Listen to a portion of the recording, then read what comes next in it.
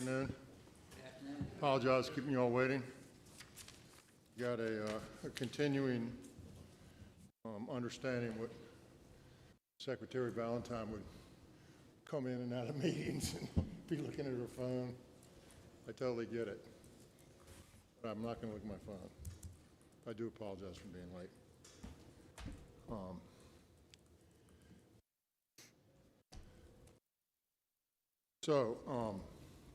I'm going to convene the workshop meeting for the Commonwealth Transportation Board for March. The first item on the agenda is the MAP 21 reliability target setting. Mr. Secretary. Be really good. Thank you. Thank you, sir.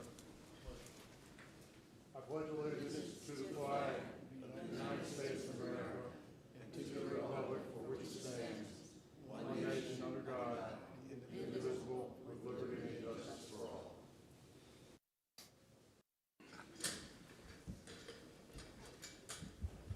For reminding me. Okay. Yes, ma'am.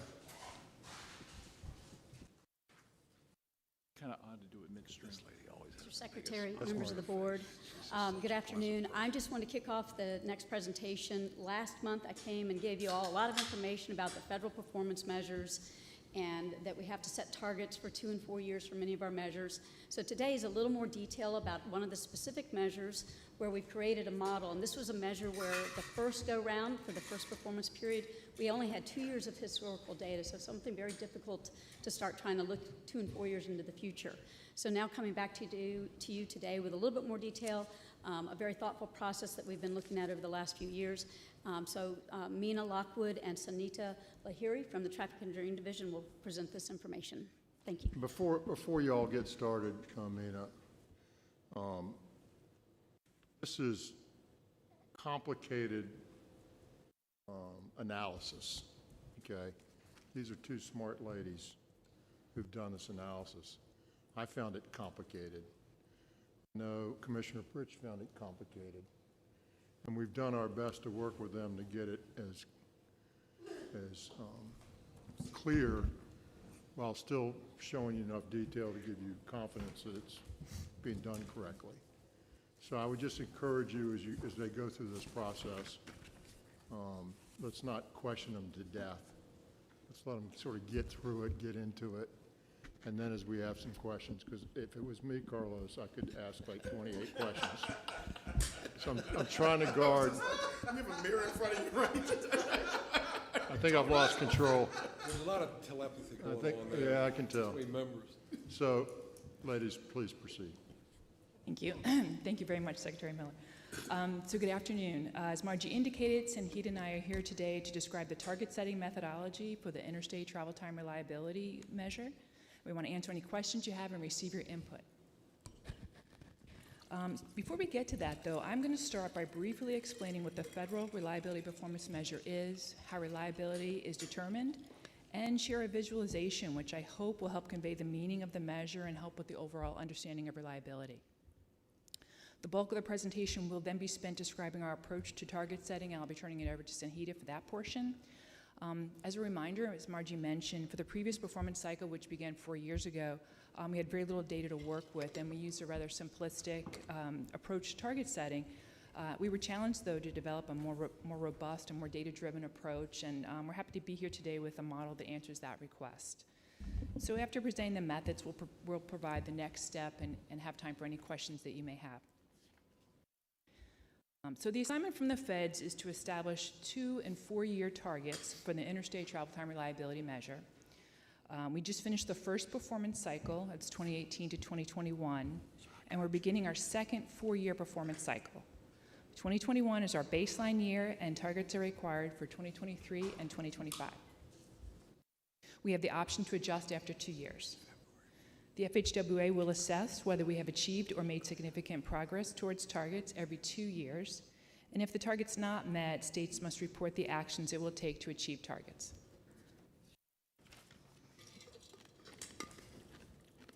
The Interstate Travel Time Reliability Measure is the percent of person miles traveled on the interstate that are reliable.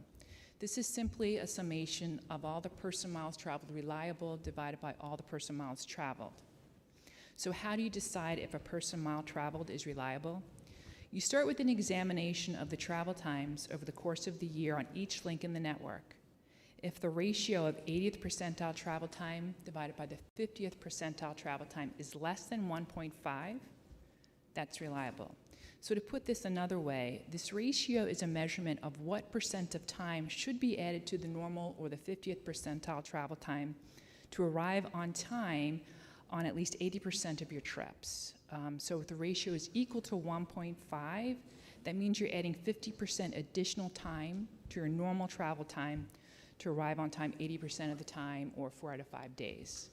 So for example, if the ratio is 1.2, you would only need to add 20% of time to that normal time. So for each of the links in the interstate system, that determination is made for 4 different time periods: the AM peak, midday, PM peak, and then the weekend period. And if the ratio is less than 1.5 at all those different periods, the link is deemed reliable. And then, so the sum of all the person miles traveled on those reliable links is divided by all the person miles traveled on the interstate to get the percent of person miles traveled reliable.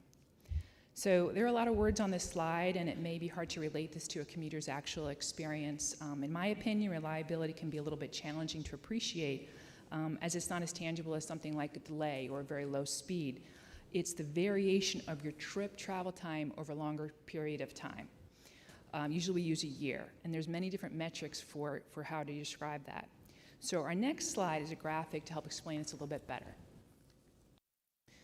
So here we have a 15-mile segment of I-66 eastbound during the morning peak period. Along the x-axis, you can see that this goes from Route 29 in Gainesville to Route 50 in the city of Fairfax. On the top graph, we have various measures of speed aggregated over an entire year. Speed's on the y-axis. And then the bottom graph is the ratio of 80th percentile travel time to 50th percentile travel time. That's the metric used to determine reliability. So let's take a closer look at the speed graph. The tan fill area represents the 50th percentile speed, meaning 50% of the time you're at this speed or lower. And then the black line is the posted speed limit. You can see as you approach Route 29 coming into the stretch from the east or the left of the graph, the median speed is at or above the speed limit, but it starts to decrease, and as you get about halfway into this segment at about US 29 in Centerville, the median speed's well below the speed limit. So the tan line is the speed which corresponds to the 80th percentile travel time. And so the reliability is represented as a ratio of these two numbers, the 80th over the 50th. When these two travel times, these two lines are close together, the travel times are similar and the road is reliable.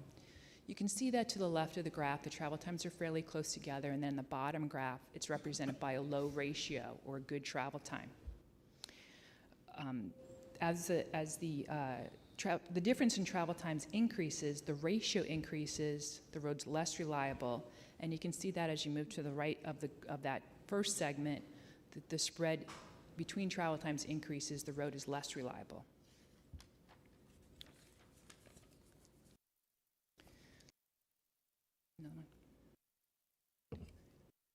So a couple of points that I want to make here. There is congestion for a long span. The 80th percentile travel time speed is declining, the 50th percent is below the speed limit, but not all of that is considered unreliable. In fact, as you see in the bottom graph, the ratio exceeds 1.5 for only a short section there between Route 234 and 29. So that's the only segment considered unreliable per the federal parameters.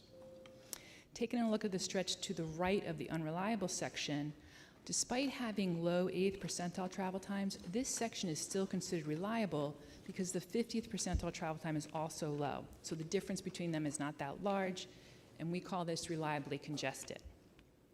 So as you see, the way that this ratio expresses reliability may not be too intuitive. I hope you'll agree, though, that regardless of what measure we use for reliability, this data and these types of visuals are extremely helpful for understanding a corridor, and especially valuable for seeing how a corridor might change over time.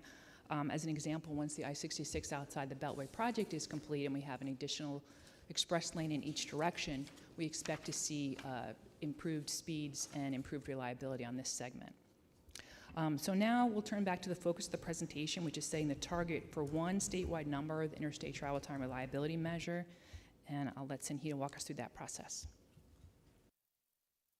Thank you, Mena. So I'm going to take us through the steps we followed for MAP 21 target setting. This slide this slide outlines the steps, and the next few slides gets into some details. First, we prepared the data for input, followed by model development. Then we validated the predicted measure by comparing with actual calculated values, and finally predicted a set of values for the measures for future years. As a first step,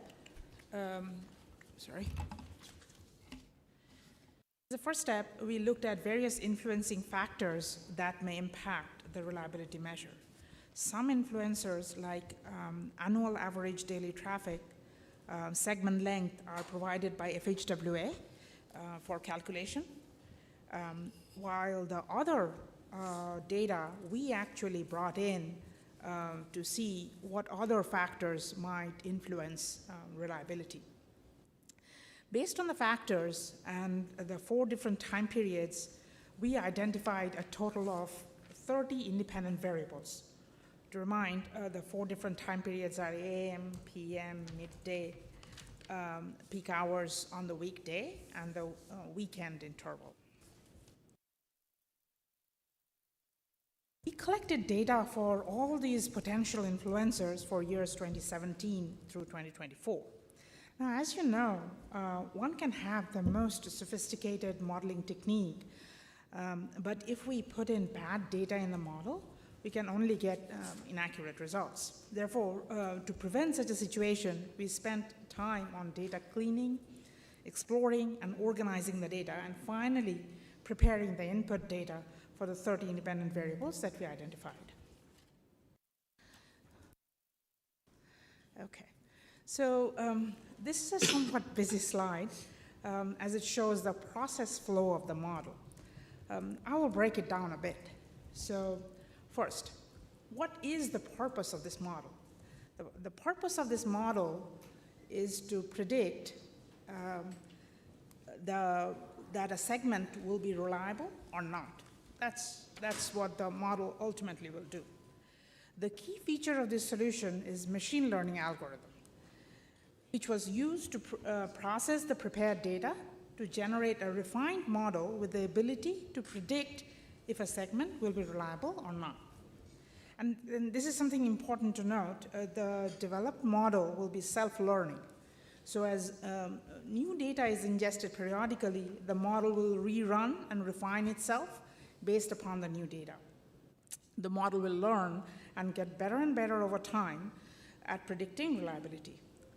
We then use reliability prediction from this model to calculate the reliability measure, which is statewide interstate travel time reliability measure for the future years. I would like to add here that we actually tried many different less complex modeling techniques before we landed on this process. Because among other things, the power of this technique is that it is able to account for a wide array of factors that potentially influence reliability, which the other methods could not accommodate. Also, this provided validation results with the least error.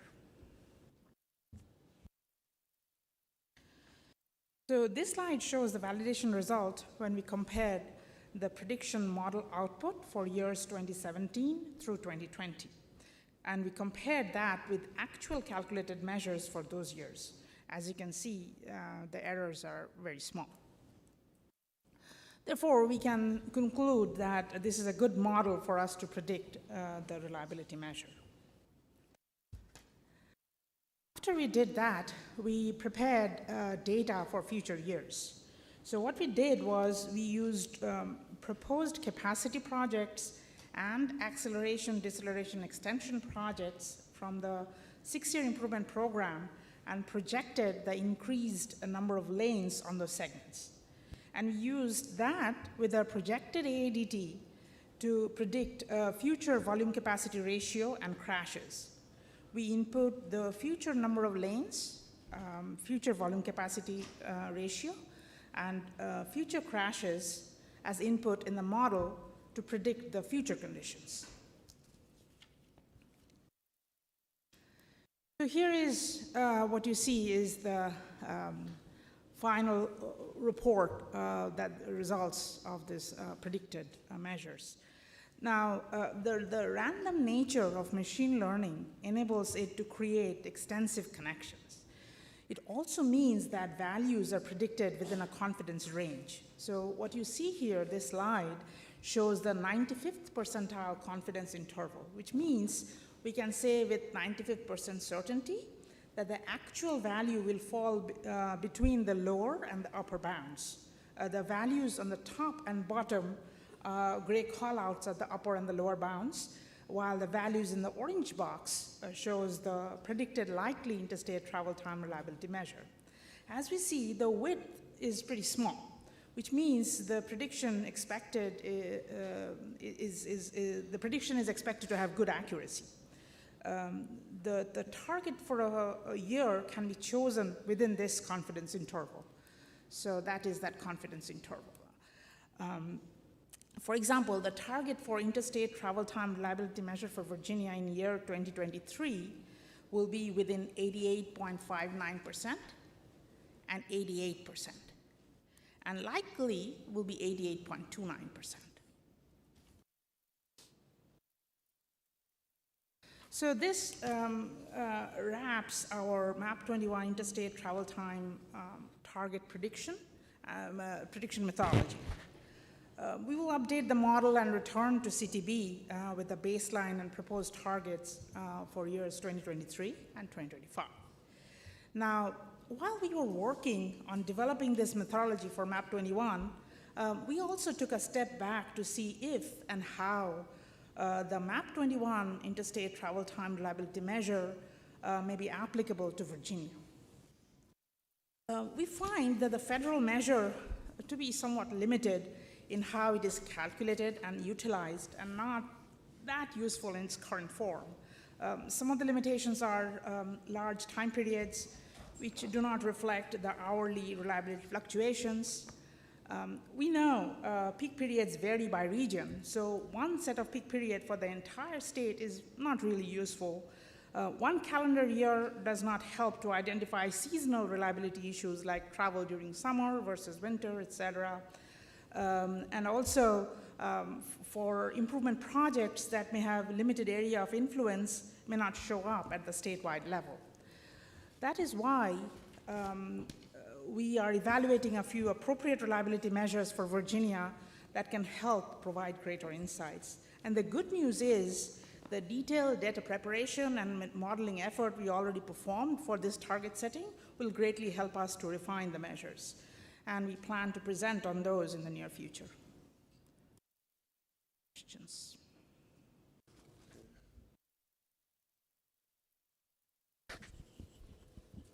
So these ladies got us right back on schedule. That was amazing. Thank you. Questions? Basically what they're telling you is that Steve said we could add one slide. We don't like the federal measure.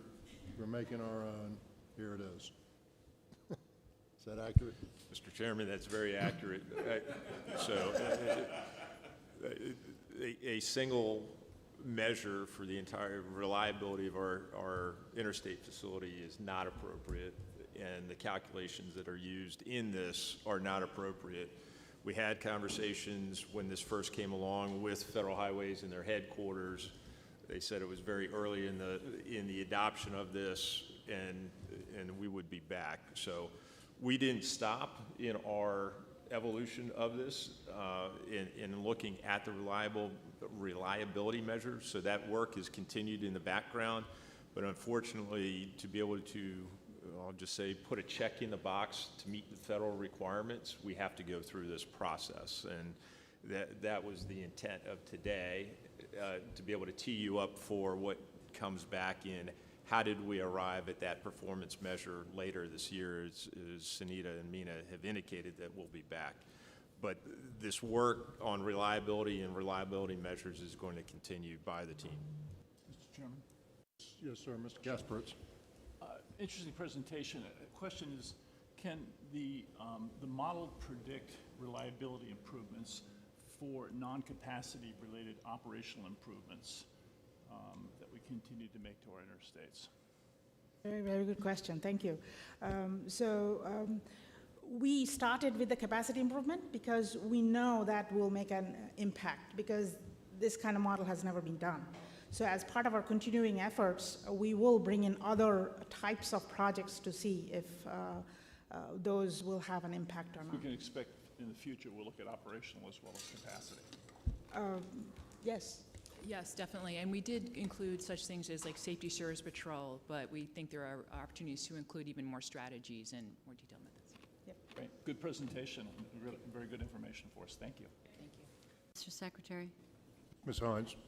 so in the same vein as Mr. Kasperitz's question, so when I think about 95 and the fact that it's pretty much built out and we can't, we can do little things, but not a lot of things, the big gain in throughput is probably going to come from Long Bridge and improving VRE service and other kinds of things.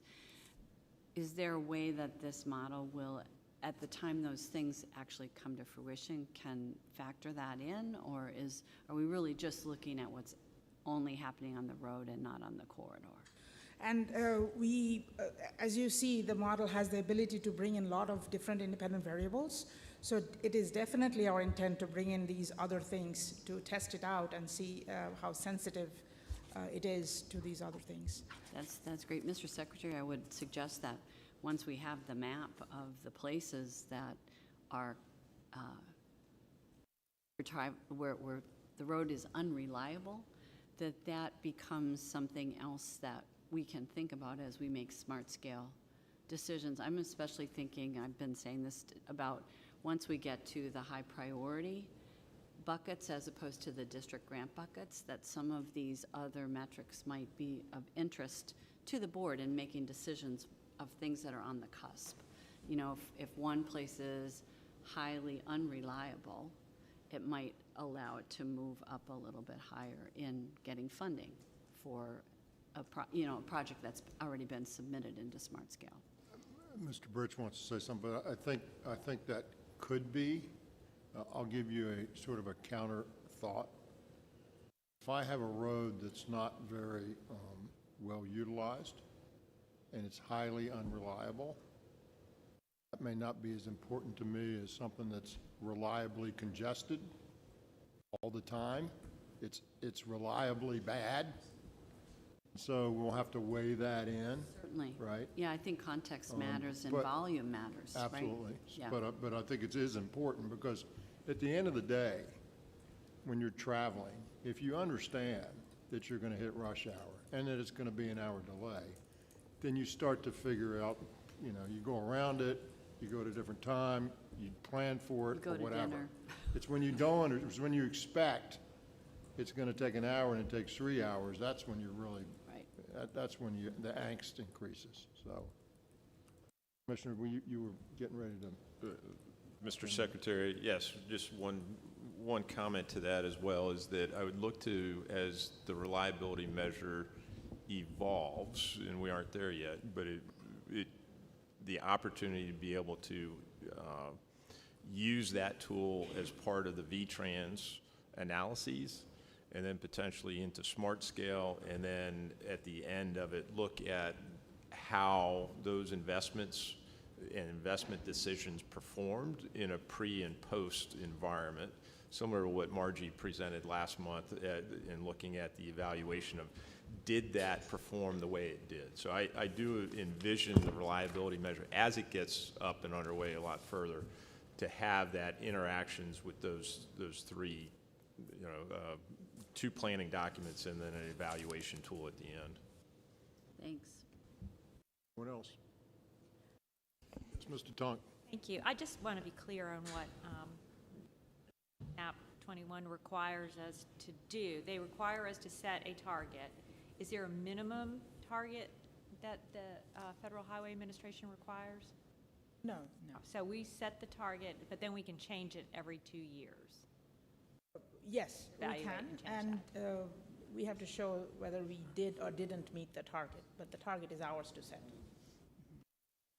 Okay, and the consequences of not hitting the target are just an evaluation of what we're going to do, and if we don't feel like we can meet that target, then we can make an adjustment to that target The 2 years. year period? Yes. Okay, thank you. Moving target. Just wanted to be clear, I understood that. I like it. Anyone else? Ms. Lockwood and Ms. Lahiri, you've made a complicated subject pretty uncomplicated. So I know you've worked hard on that, and we've worked through it a lot. So I recognize the effort you've put in, and I appreciate that. And thank you very much. We'll look forward to working more on this as we go forward. And you got us right back on time, so good job.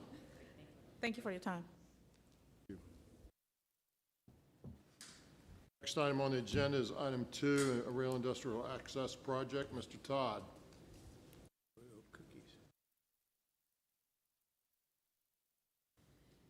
Really interesting. Good afternoon, Mr. Secretary, members of the board. Hope everyone is doing well. Michael Todd with DRBT Rail Programs. I have another rail industrial access application that we received. This is from Mondelez International. We get like Oreos for everyone? I think that ought to be part of the program, right? Like Oreos for everyone. That'd be a gift. Well, for the staff back here, it's de minimis, right? And if we stand up and eat them, if we're standing while we eat them, That's right. it's okay. Fred said you had to have Oreos and gloves. I will say Mike actually got to eat a few Oreos while he was taking that picture of the Oreo for this presentation. Under $20 is not reportable. So Bert, you can't, Bert, don't eat $20 worth of Oreos, okay? Thank you. Mr. Todd. So we are talking about a bakery in this case. It does produce Oreos, and actually what Mondelez is hoping to ship is the processing materials, and so actually in this case it's flour and vegetable oil. And so Mondelez is located actually just kind of southeast of the city of Richmond in Henrico County. And they are directly adjacent to the CSX main line. So they do currently have one industrial spur, and they are looking to expand. They are proposing to build 2,300 linear feet of additional rail. And essentially what this will allow them to do is have a high-speed Oreo production line.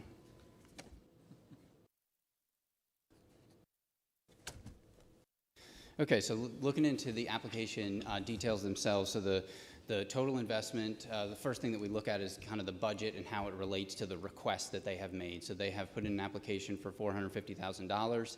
The total investment for the business is $55 million. The total investment for rail is $4 million.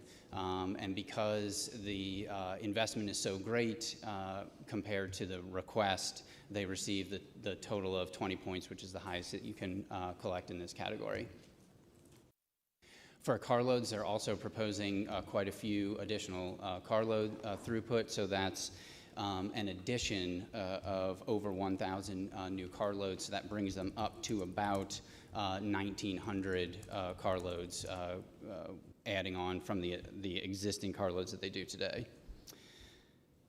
And so because of this increase, they get 20 points, the maximum score for this category as well. Employment, they are proposing an increase of 140 jobs. With that increase, that it also receives 20 points, the highest in that category. And so then we actually take those categories and we add an additional 10 points. This site is a locally identified economic development site for Henrico County. They get an additional 10 points for a total of 70 points. The minimum threshold for the program is 50 points, so they're well above the minimum qualification threshold. And then this is not part of the scoring criteria, but just as a note of interest, we also run these projects through our benefit cost analysis model that we have at DRPT, which shows the increase in carload throughput to have an annual benefit of about $2 million, and also reduces greenhouse gas emissions of about 2,800 tons, and that is annually. And then this project will follow the same process that all of our rail industrial access projects follow. So today we're just presenting the information, presenting this new project. Next month we will be on the action agenda, looking for a resolution of support from the board. And then once that resolution of support is granted, or if it's granted, then we will move forward and execute the grant agreement with Mondelez. And that's it. Thank you, Mr. Todd. Have any questions? Mr. Secretary? Yes, sir. Mr. Kasparitz. Two questions. One is, do we know the mix of inbound, outbound on those 1,000+ cars? I do.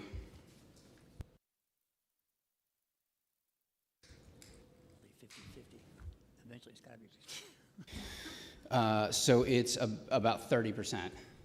Sorry? 30%. 30% by rail. Okay, but is it all inbound, or do we have outbound as well?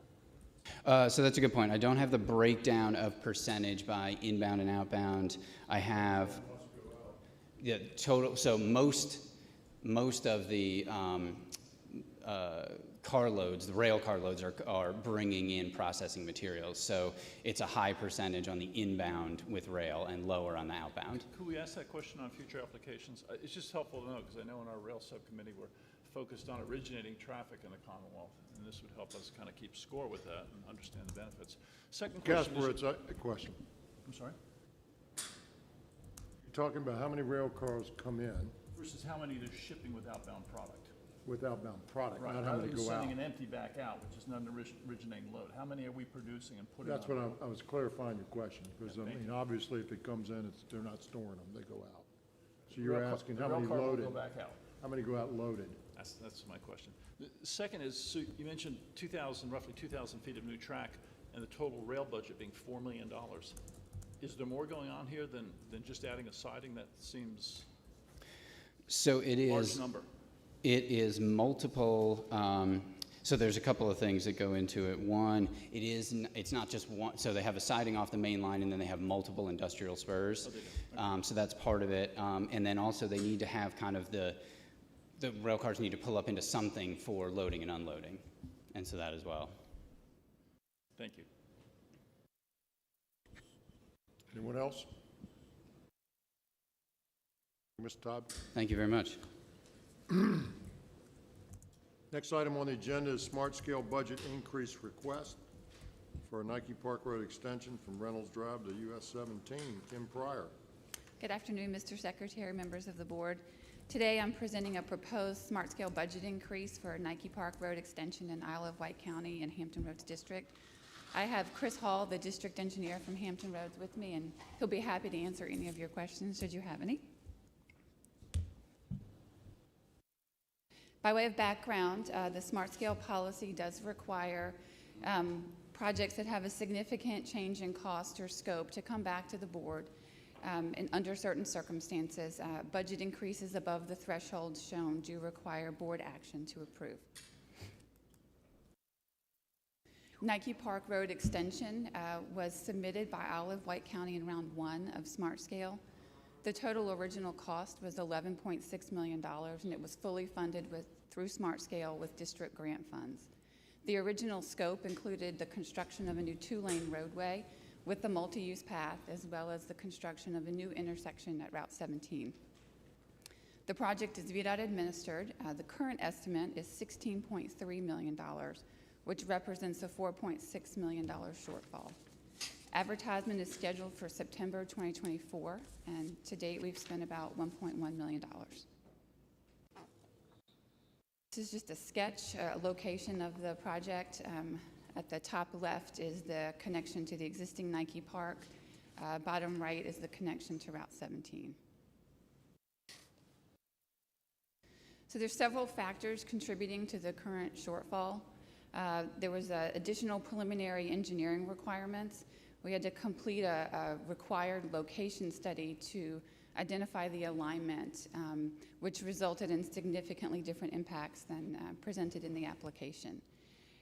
We also had higher than anticipated right-of-way and utility impacts. The alignment resulting from the location study impacts about 8 parcels, one of which is a total taken will require the relocation of 3 businesses. In addition, after the project was selected for funding, a fiber optic line was installed along Route 17, which will now need to be relocated. And then finally, current unit prices are not consistent with the application from 2015. So several measures have been taken to bring the project back in line, back in budget. We've reduced the typical section from 4 to 2 lanes. It was originally 2 lanes on 4 lanes of right-of-way to permit future widening. It's now just a 2-lane footprint. We also reduced the size or the width of the shared use path from 10 to 8 feet. We've reduced the footprint at 2 intersections along the corridor, and Isle of Wight will be acquiring a portion of the right-of-way. And you can see the approximate cost associated with each of the factors contributing to the shortfall, as well as the measures taken to reduce the cost. So the remaining shortfall is $4.6 million. Isle of Wight County has committed $2.2 million in local funding to the shortfall to cover. Federal Highways has also approved the addition of an old repurposed earmark from Safety Lou to this project. And there is also sufficient unallocated Hampton Roads District grant funding available to cover the remaining shortfall of $2 million. Based on the revised cost, the project would have the same score and would still have been selected in the original Smart Scale round. So the recommendation for you is to approve this budget increase in April. Hampton Roads District has about $2 million available. Using the $2 million to cover this shortfall leaves a balance of just under $100,000. And I'd be happy to answer any questions if you have any. Commissioner, could you speak to the lessons learned on this in terms of the location study and so forth? Mr. Chairman, what Kim has presented back is going to be that this was a round 1 project. Old round 1 project that did not require a location study. And Kim, if you can go back to slide 4. Can you pull the presentation back up, please? So slide 4 just simply indicates the magnitude of the wetlands that would have been or that were to be impacted. And prior to the location study, it impacted a significant number of wetlands. This is the alignment, or the new alignment that has come out of that location study that has tried to mitigate as much of the wetlands as possible and still be able to give that direct connection. So the lessons learned, I think, as Kim has indicated, that have already been put into practice on subsequent projects or in a smart scale is that we do require a location study to be submitted at the time of this, so that we've already put into place that future applications would not get this far along and funded, only to find out that that we were going to impact a significant number of wetlands in this case. Also in this, and you may recall with the conversation around Route 7 and those number of utility and right-of-way impacts, that is included in future assessments that we're working with in the pre-application stage to understand the impacts to the right-of-way, making sure that it's appropriately accounted for in the application, so when it does become funded, it is recognized in this. So those items have been taken into consideration in what we know is future smart scale rounds, including the one that's forthcoming. I think there's one other thing that we spoke about that I think is important, and that was the install of an additional fiber optic line that came after the fact of the application. And the question is, how do we coordinate with our partners so that when those things are happening, we understand that there may be a conflict that's going to arise and we can deal with it before the line's installed. And so Steve and I've had some conversation with that. So there's somehow to put some sort of place marker or whatever. Can you speak to anything you can help us with on that? I did not go back in to see when the land use permit was issued, but that is part of the process to be able to look forward into what projects are forthcoming and preservation of that right of way, or at least notification that they may need to move it at that future date when the project comes along. The last thing I would tell you is, like so many of our older projects, this is a 7-year-old application, and we're just dealing with pricing now. So, you know, we have applications, we got to move faster, get them done. Yes, sir. Thank you. And I know this is tricky territory, but was consideration given to moving that road? I don't know the orientation north-south, but if it just dropped down, you totally avoid the wetlands and it'd be a straight shot across the solid mass as opposed to going through the water. And it looks like there's nothing. Mr. Hall, welcome to Richmond. Mr. Secretary. There's a couple sign questions I'll have for you before you're done. Thank you very much. To your question, sir, it's not just dealing with the least environmentally impactful actual road profile, but also the topography. So cut and fill is considered here as well in the construction of the roadway. So this was negotiated and worked through the U.S. Army Corps of Engineers, which is a key player here. So this, in fact, was the best solution that we had for this particular roadway. The answer is yes. Looks longer. Just looks much longer and through the water, which seems much more problematic than just going across dirt. Understand. Mr. Casper. Thank you.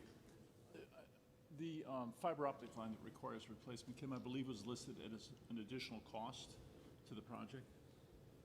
I guess we learned recently, I thought, that once we grant a right through this permitting process, which I believe costs $100 for the applicant to use our right-of-way, that they were required to do the relocations necessary if we did construction on that right-of-way. Is this a case where that should apply rather than being an additional cost to the project? I believe had we known the alignment up front, we could have accommodated the fiber optic line in our design. I think it's just a matter of timing at this point, unfortunately. I understand that, but doesn't our contract with the user or the applicant and ultimate right-of-way user still require that they relocate it at no cost to the Commonwealth? Mr. Chairman, I would ask that Kevin and Greg be able to talk to the land use permitting side. Sir. Yes. If a utility is located on a right-of-way by permit, if due to a construction project or whatever we have to do, it has to be relocated, and they would incur that cost. Only we pay for the cost of relocation if they're off our right-of-way and we're expanding our right-of-way at that point. Is that the case here, that they're off our right-of-way and we're expanding? I don't know. Yes, it is. Okay, thank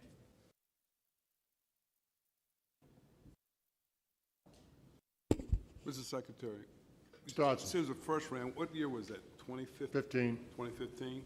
And the road and the project to be completed, what, 2025?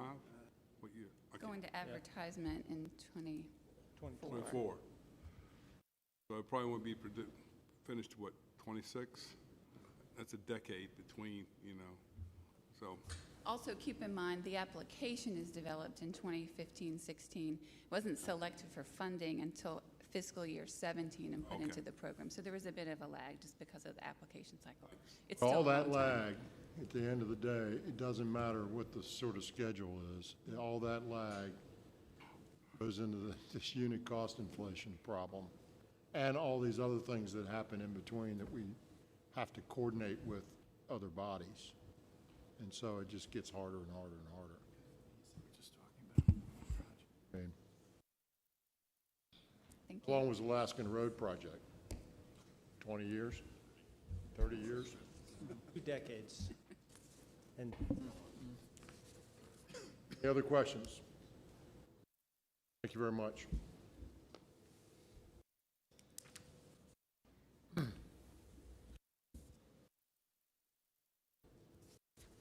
I'll take a little point of order here before we go to the next thing.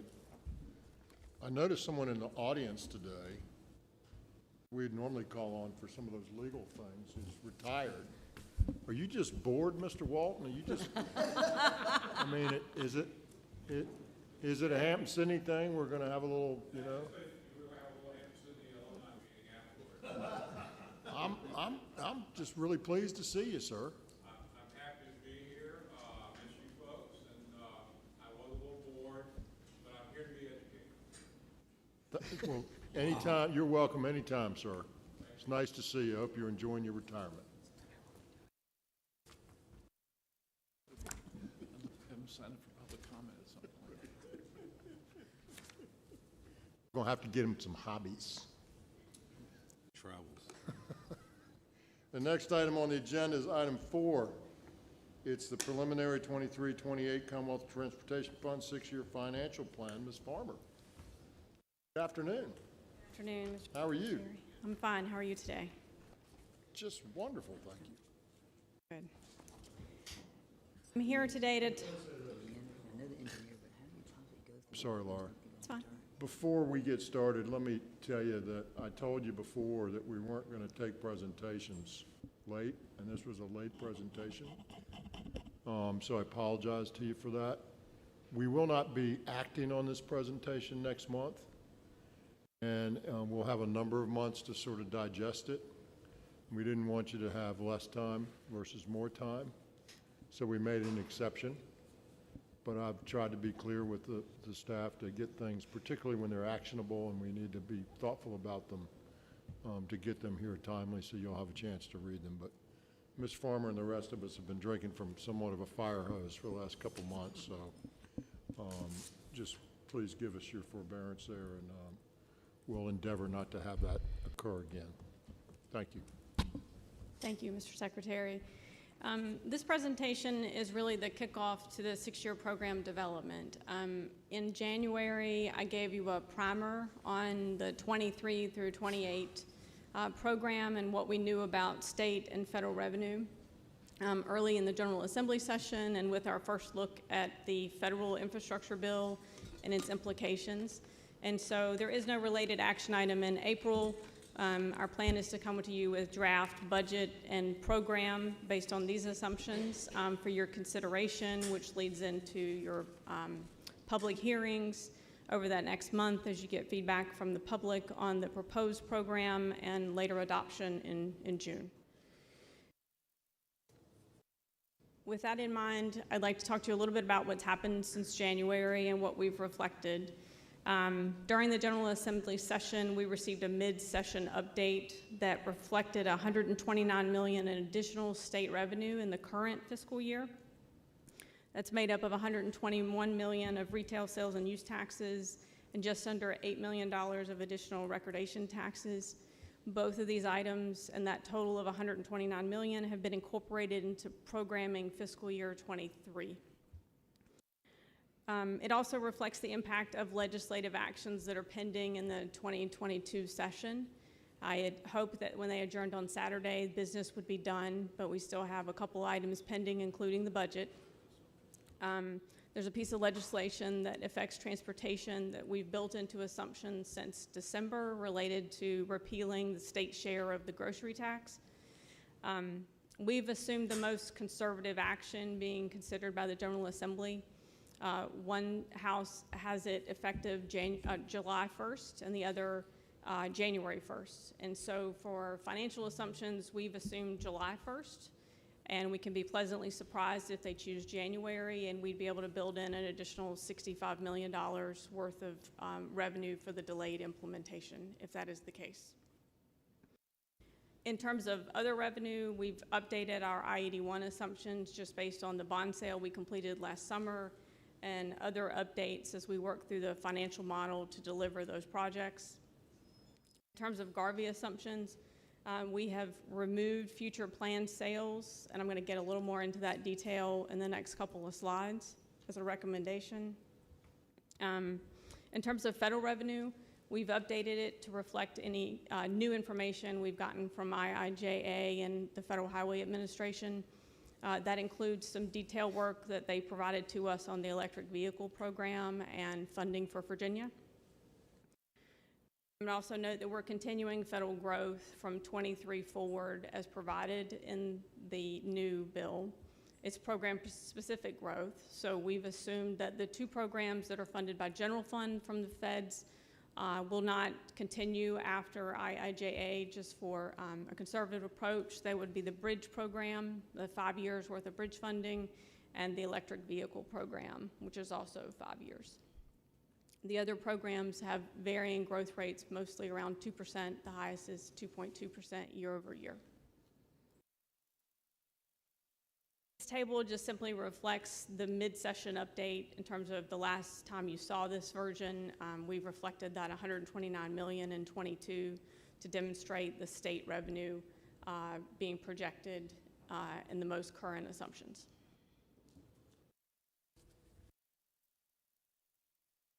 This slide is a format I've used previously to describe the impact of the infrastructure bill on the department and Virginia transportation.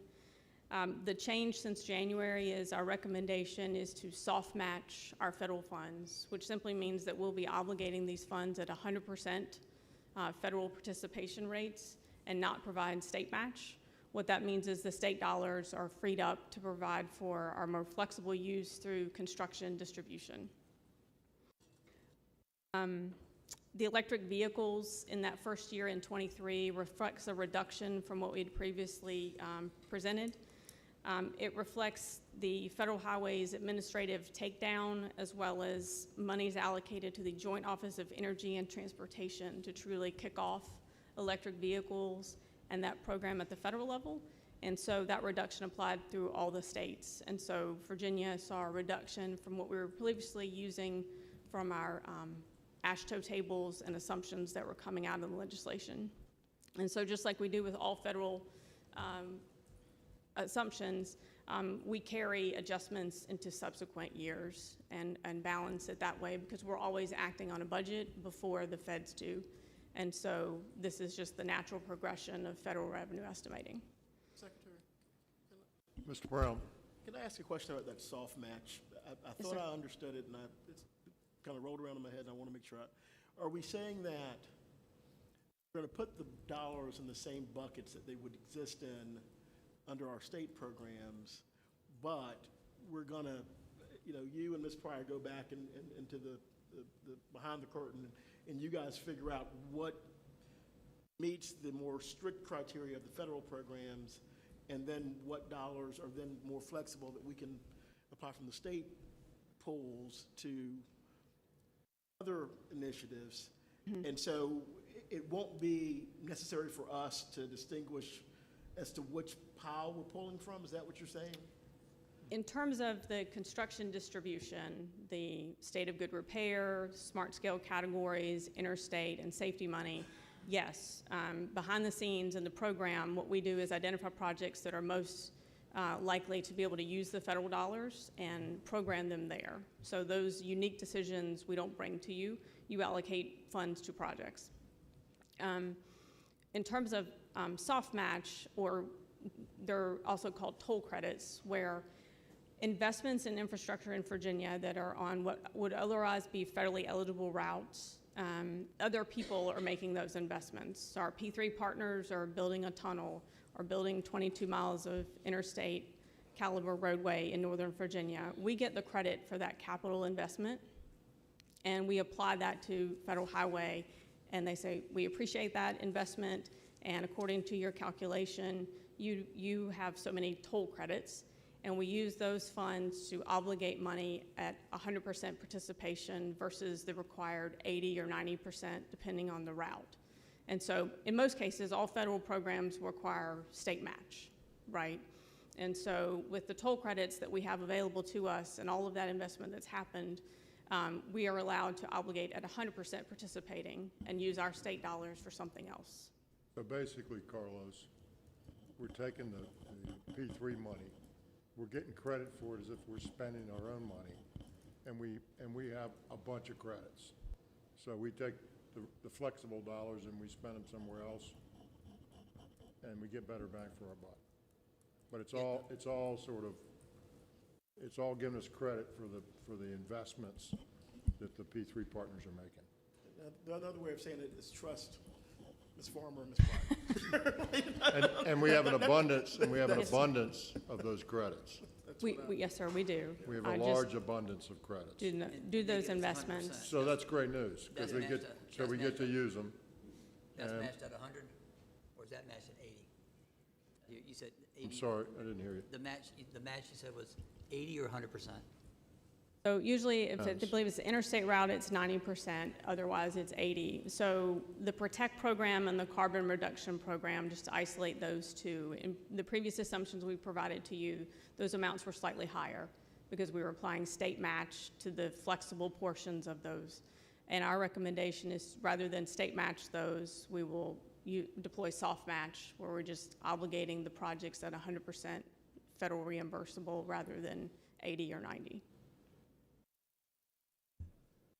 Continue. Mr. Secretary? Ms. Hines? Can I just ask Yes, ma'am. does that 1.135 million that's in the lower right corner, is that a sum of that column, or is that in addition? It is a sum of the row rather than a total. So the top 4 rows are unique programs that do not fall in a formula distribution.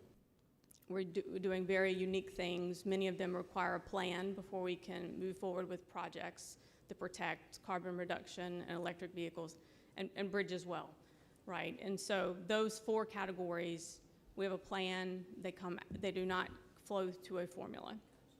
The infrastructure bill provides a certain amount of federal uplift in the revenues we had assumed previously. And so that last row with some separation represents that federal uplift.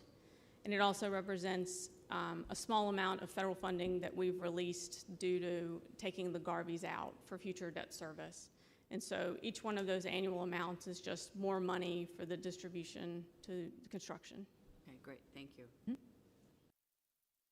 All right, thank you, Ms. Farmer. Didn't you?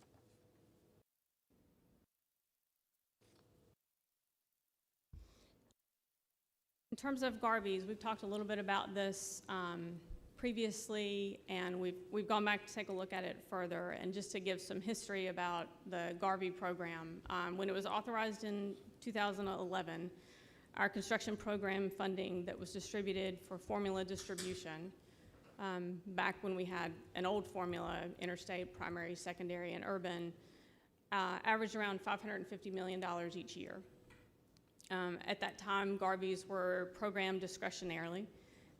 We used them for our public contribution to P3 projects. And then in 2016 and beginning in fiscal year 2017, we had Appropriation Act language that transferred their use over to Smart Scale. So we would use GARVEEs in both high priority and district grant projects proportionally, and that's where they've been committed since then. With the uplift that we've seen in both state and federal funding coming in the upcoming 6-year program, our construction funding available totals $7.4 billion for this distribution and averages $1.2 billion each year.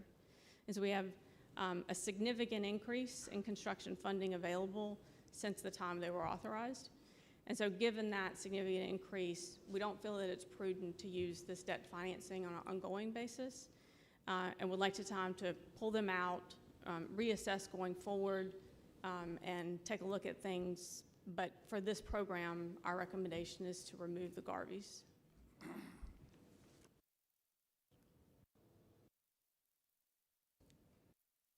terms of the six-year picture of 23 through 28, the total allocations are $51 billion. It includes the use of debt of $879 million for finishing the Route 58 corridor bonds within the six-year program window, as well as our I-81 debt assumptions. It transfers $5.3 billion to the regions and just over $800 million to WMATA Capital. Includes dedicated $489 million worth of fuel tax revenue on the I-81 corridor, just shy of $15 billion for maintenance and operations, and $16.7 billion for construction, including those new programs mentioned earlier. They are currently in our construction program for planning purposes.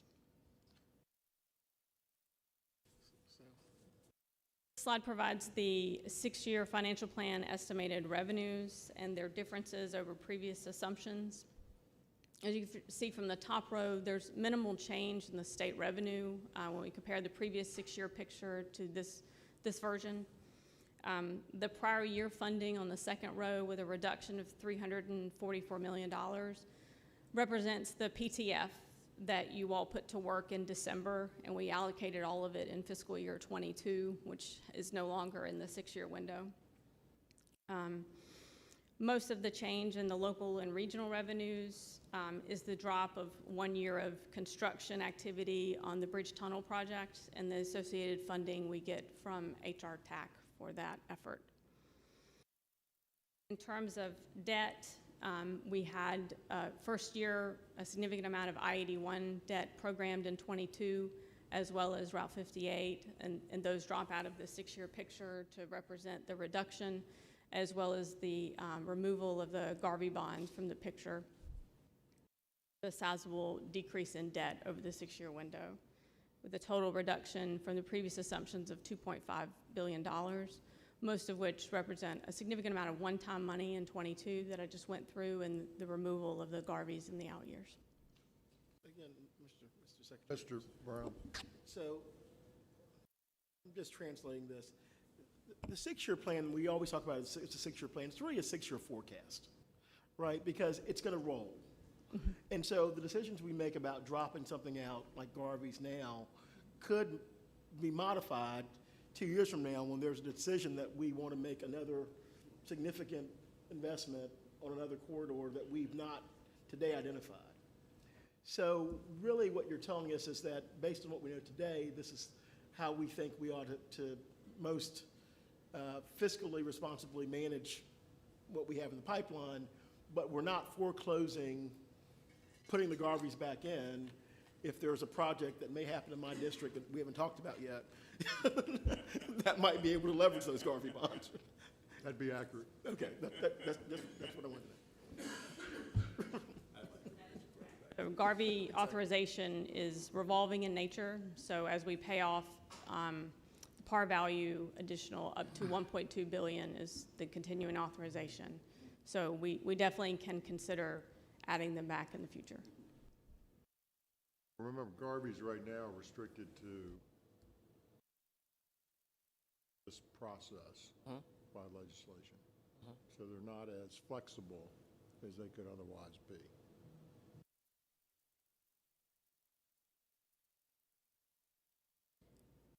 In terms By of the way, I don't know if you know this or not. I didn't know it before. The GARVEEs are named after a lady named GARVEE.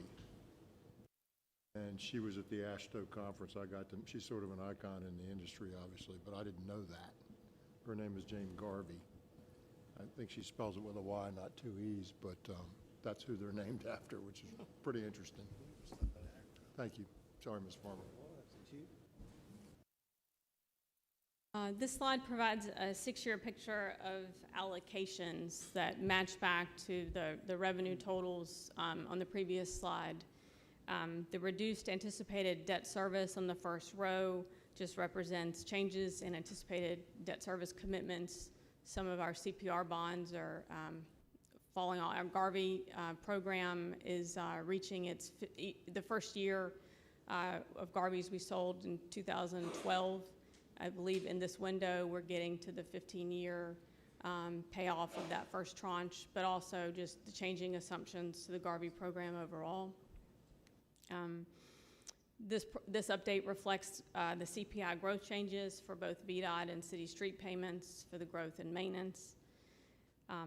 The state revenue change across all the modes, as well as the removal of one-time initiative money, are reflected in the other modes of transportation.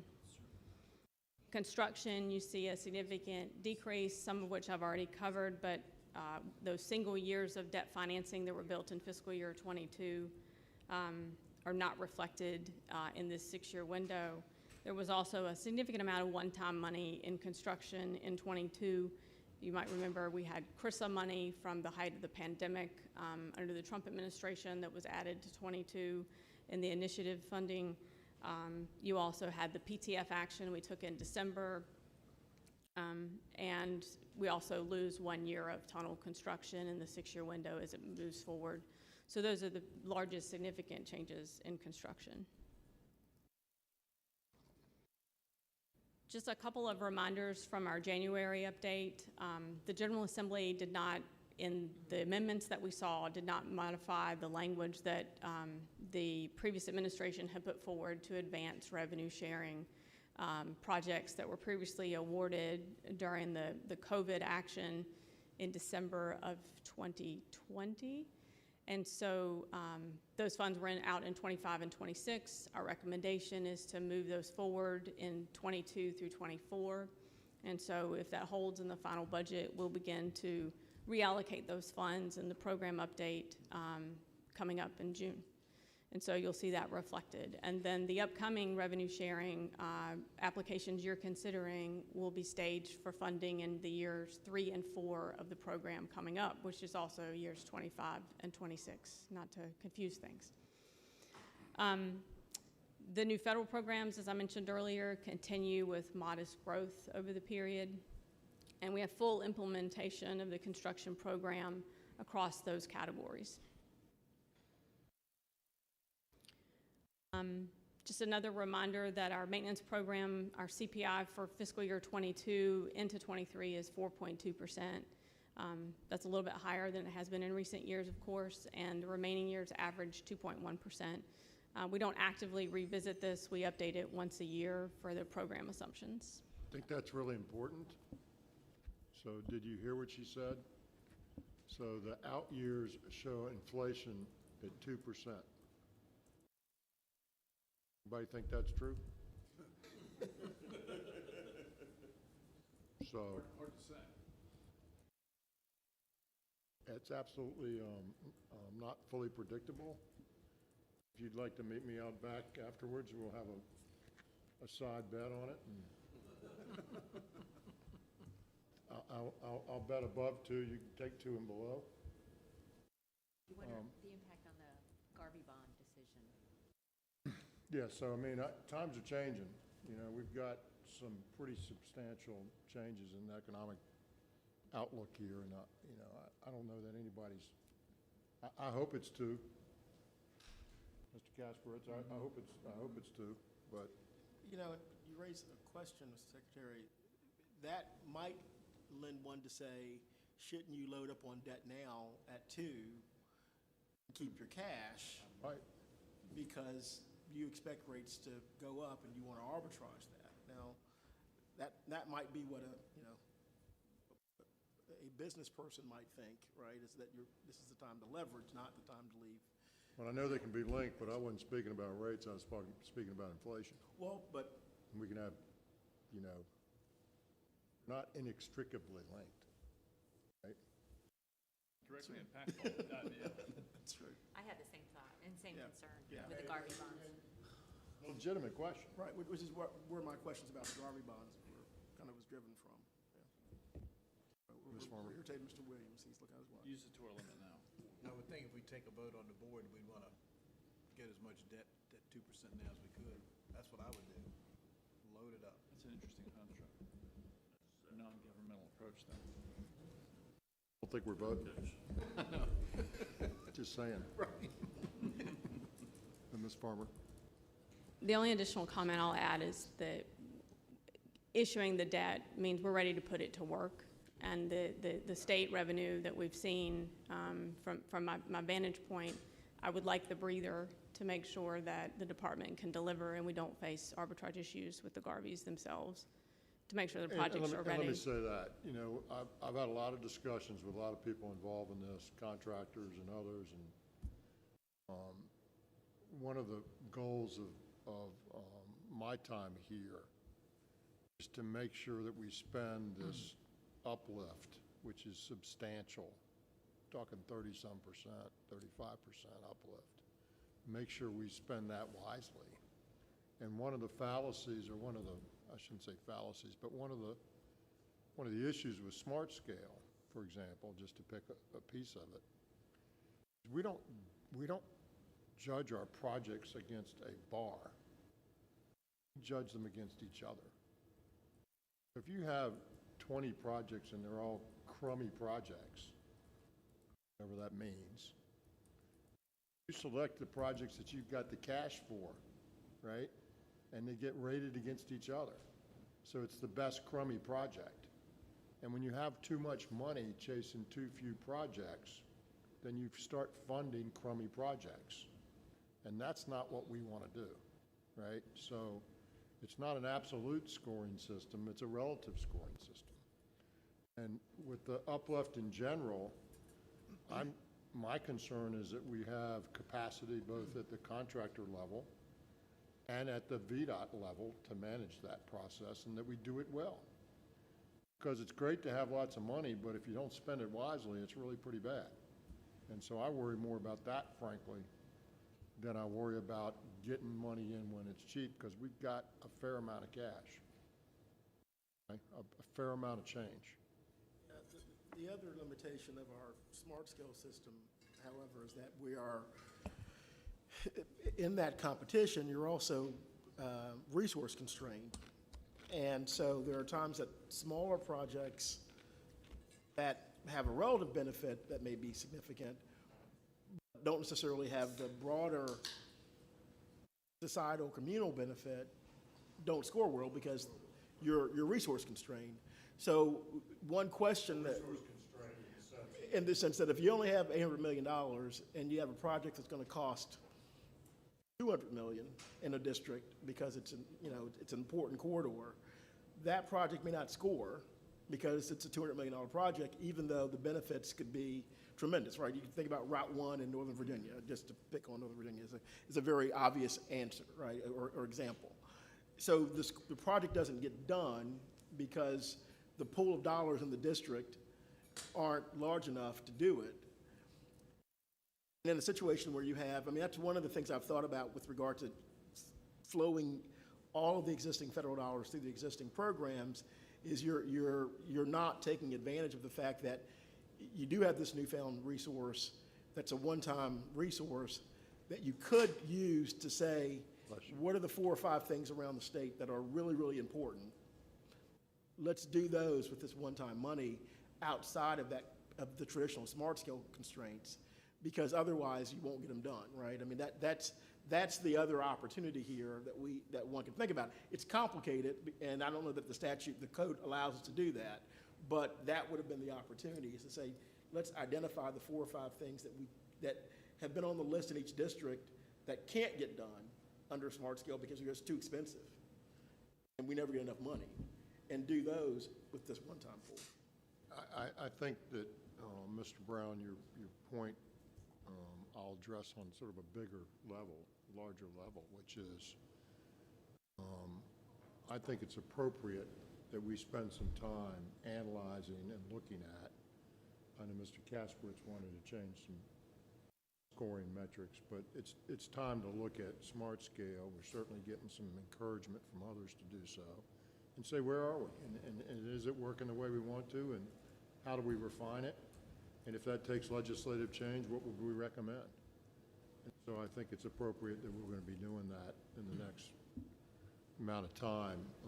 It's just like we changed some of the ways we look at the projects inside of smart scale with the location situation we looked at earlier.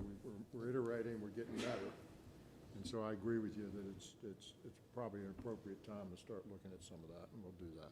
Mr. Secretary, I was going Ms. to ask Dodson. Mr. Brown, when you bring back the political process on your suggestion, and then we get into the issues of, changing elected positions? Well, no, I think there are two different slices to this. One is the traditional programs, the traditional budgetary dollars, you flow through smart scale. I would not change that. But when you do have the infrastructure bill, for example, that comes in, right? There are bridges that we know that need to be addressed, that they're on the list, right? But they're down the list because we can't do them now, because there's not enough, because we're going down the list. Well, if you have a bunch of new money, you could say, we're gonna go down the list further than our traditional process would allow us. I don't think it has to be political. I think that's just recognizing that you do have this one-time opportunity and not being constrained under the traditional rules when you have a one-time opportunity, right? Remember, Mr. Brown, this board is to select the projects, and we are not handcuffed by smart scale. We can go outside the bounds and say, we've decided as a board that we're doing something different. We have that ability to do that. I'm not suggesting we use it, but it's there. Right. And so there is some flexibility there outside of the normal scoring process. And we have done that in every round. I know that we've done it in the Richmond district. I mean, everyone's done it at some degree. So you're correct, Mr. Secretary. Yeah. Mr. Secretary? Signs. I'm putting on I'm sitting at home listening to this feed and this conversation, and I'm very cognizant of the fact that our portal opens this month for pre-applications for round 5. And so I think it's important in terms of how we work with all of our colleagues around the state who submit projects to be clear if we're talking about changes to round 5.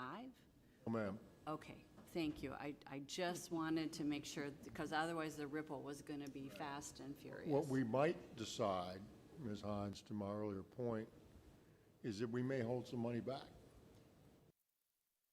Well, I think Do that without changing the scoring system. I would not be, can't imagine a scenario where I'd be in favor of monkeying with the scoring system today for round 5. I can see a scenario where we say, maybe we want to have a short round like we've flirted with and done in the past, and do another round not on the regular schedule. We might do something like that. all I can say, Mr. So we have Secretary, flexibility there. is I just think we need to be as clear as possible with our locality partners about what our thoughts are. And I know that in the past, we have added projects into the scoring that we were interested in advancing to see, and we all understand the relativity problem that we have in terms of scoring. But to pluck something out of the air without any kind of data would really be concerning to me, given the integrity of the program. I'm not saying I'm opposed to making changes, because I am interested, particularly in the high priority area, in having a good conversation about how we make it more strategic than what we're doing right this minute. But I don't want us to get to a place where we each throw something in the pot and then we pick one out, based on the politics here or whatever. I think you may be misinterpreting. I think I've been clear that it's my view that we're not changing the scoring system for round 5. That's number one. Number two is we already have, and we will continue to have, the authority as the board to select projects that we deem are in the best interest of the Commonwealth, and I don't think we should give that up. I would take issue with the fact that we would select something out of the blue without any data. I don't think we would do that. That's not our nature here, and I would not suggest or recommend that.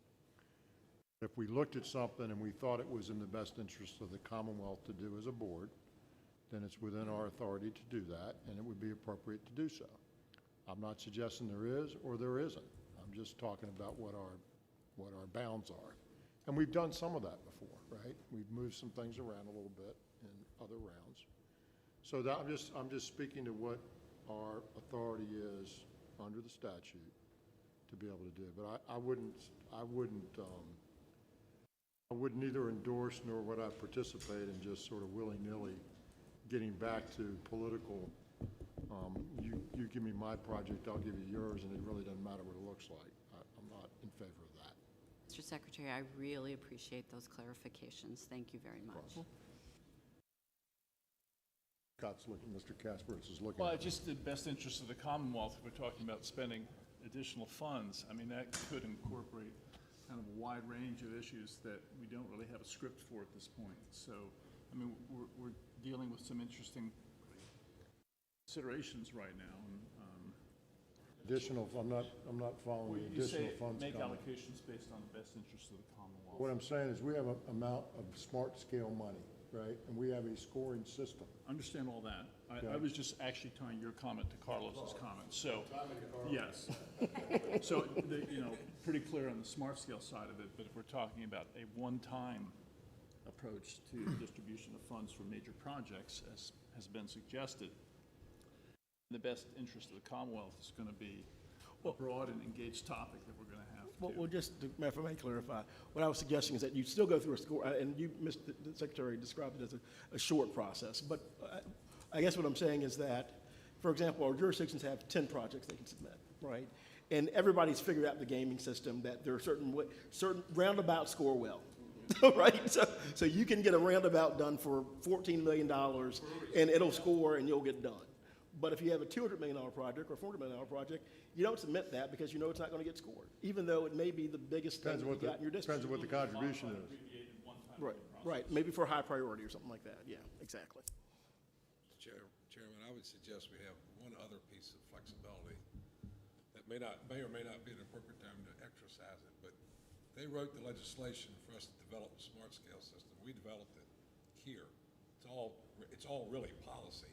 Sure. And rules that we've implemented through that policy. So we can revisit any of that anytime we want to, Absolutely. as long as we adhere to the legislation. And to think that we should never do that would be Silly. irresponsible to me. Absolutely. We should do that at some point. When is the And I've indicated that that's something that's on my list to do. At least look back at it. Not change it, look at it and see what we think is. Guarantee you'll how we find think some it's things that working need to well be and how we think changed. it's not working well. Right. And decide how to make it better if we can. It's called continuous improvement. Exactly. This is all a good problem to have. It's a very good problem to have. We haven't had, yeah, exactly. You go back to my first term on the board, we didn't have these problems. Very long time in the future, so. That's why, sir, I'm very focused on making sure that we spend that money wisely. Okay? Very focused on that. Like that, Ms. Farmer. Like that last part. Absolutely. Continue? I'm here for the. Oh, my gosh. So additional reminders are within high priority is how we fund the Innovation and Technology Transportation Fund. And the code allows up to $25 million per year. As we were implementing these categories of funding, there were several years in which it was lower, like 20 million. And so each year we've set to 25. That was in the assumptions that we came to you with in January.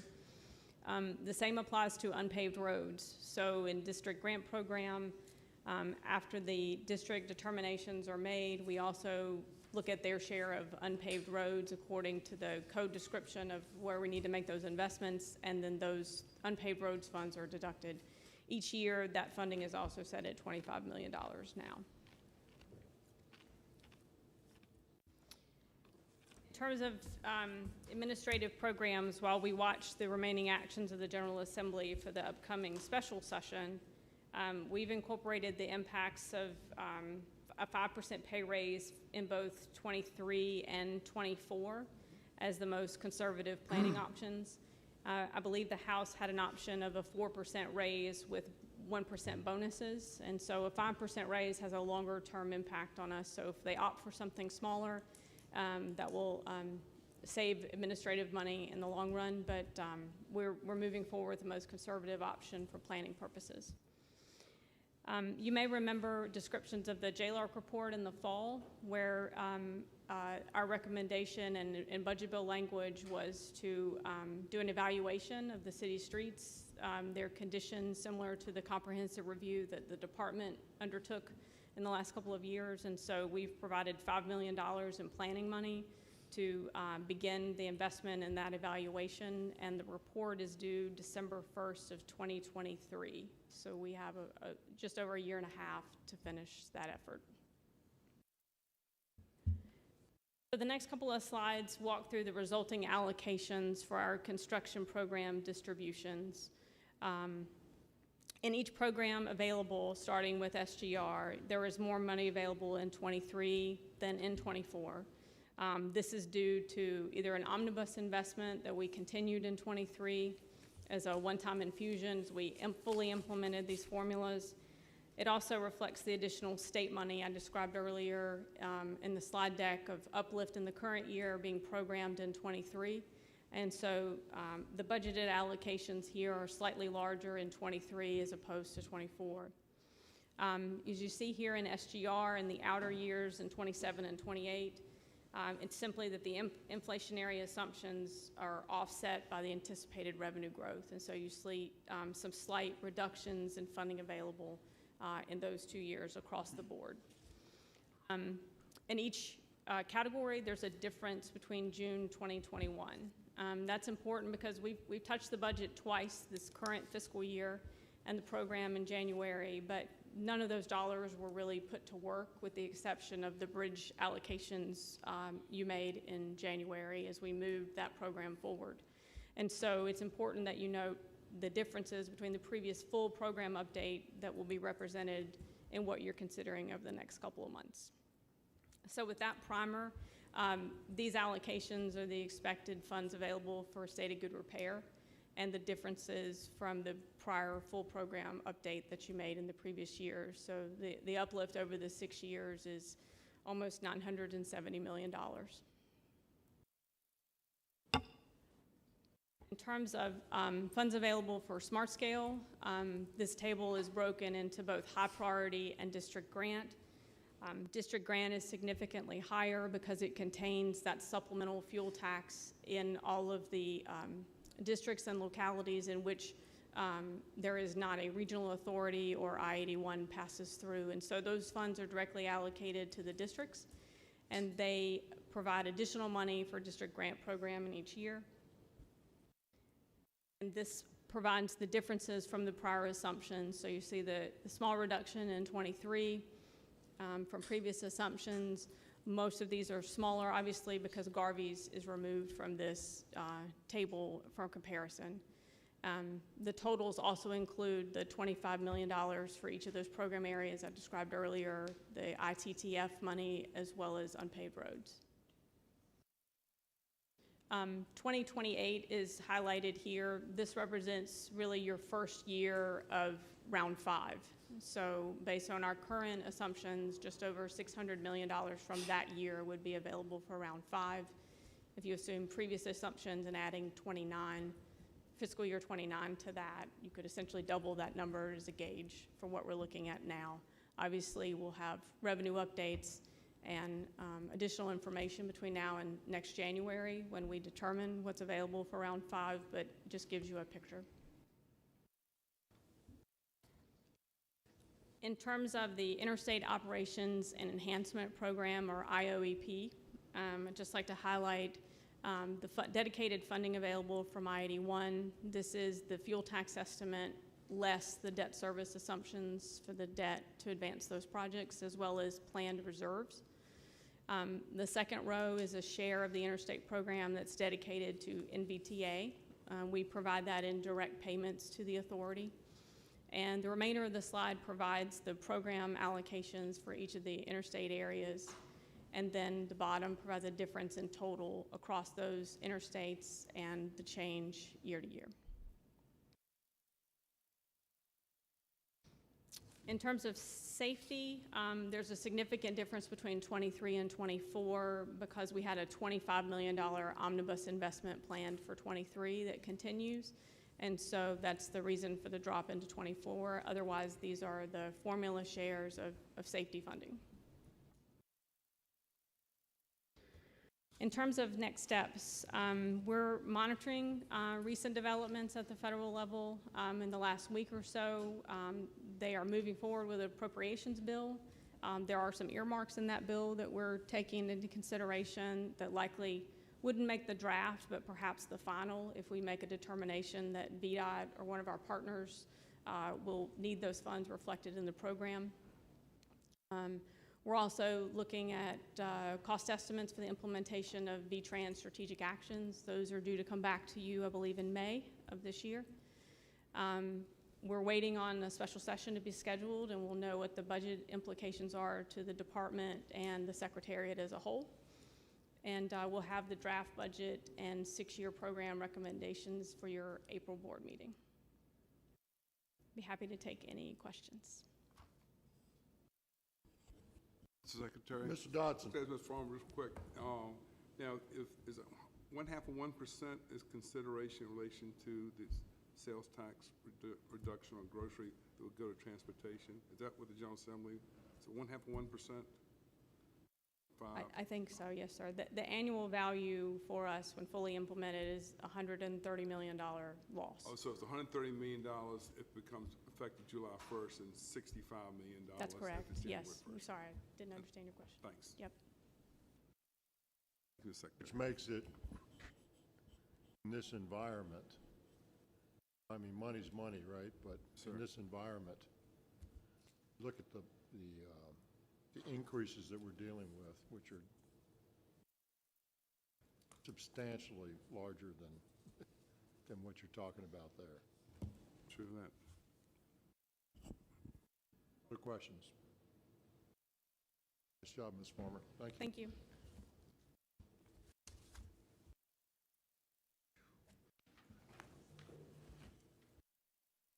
Ms. Maxwell, tell us what's going on in the legislature. Mr. Chair, members of the board, actually, Laura took a lot of my thunder. Just to give you a quick update, the General Assembly did adjourn their regular session on Saturday. And so some of the information I'm going to present to you is hot off the press. It's not yet cast in stone. But that notwithstanding, the General Assembly also, before they adjourned, did announce that they needed to go into special session or needed to call a special session for 2 reasons. One was to address a number of bills that are currently in conference that they just did not have time to resolve. So they'll be looking at various bills that they are still in conference, and then also to address the budget. As it's my understanding that they're going to try to, we don't know the date of the special session just yet, but they're going to try to wait until they feel like they're close on the budget before they could go back into session. The one other outstanding question is whether or not they will allow introduction of new legislation during the special session. I think they're still having to look at the rules and formulate the rules for the session. But hopefully, this is very close. What I'm going to present to you today is fairly close to being final, but with also the caveat that most of the bills that I'll be going through today, the governor has not yet taken action on, which means he could basically sign the bills. He has the constitutional authority to amend the bills and or veto the bills, in which in the latter 2 cases, they would go back to the General Assembly. So that being said, what we've tried to do today is just provide you with a highlight of bills that may be of interest to this board or VDOT DRPT. So that being said, the first bill that you see up there is a VDOT bill. It just deals with the addition of a bridge to the Potomac River Bridge Towing Compact. Actually, it's added because of a renaming of a bridge, and this just helps incident management, allows law enforcement in all the jurisdictions, regardless of what part of the bridges they're on, to go ahead and take efforts to remove vehicles, et cetera. So it's very much an incident management type of bill. The next bill is a bill that requires VDOT to look at a CTB regulation dealing with secondary street acceptance requirements. Those regulations were enacted and by statute were designed to be very strict or provide their objective was to ensure connectivity between various developments when developers are planning secondary streets, et cetera. The bill seeks to add or ask VDOT to take a look, along with a group of stakeholders, to add some flexibility to those requirements. And so what we would be doing, VDOT would be by the bill, putting together a work group that would include representatives from the department, local government, environmental advocacy groups, residential and commercial land development and construction industries.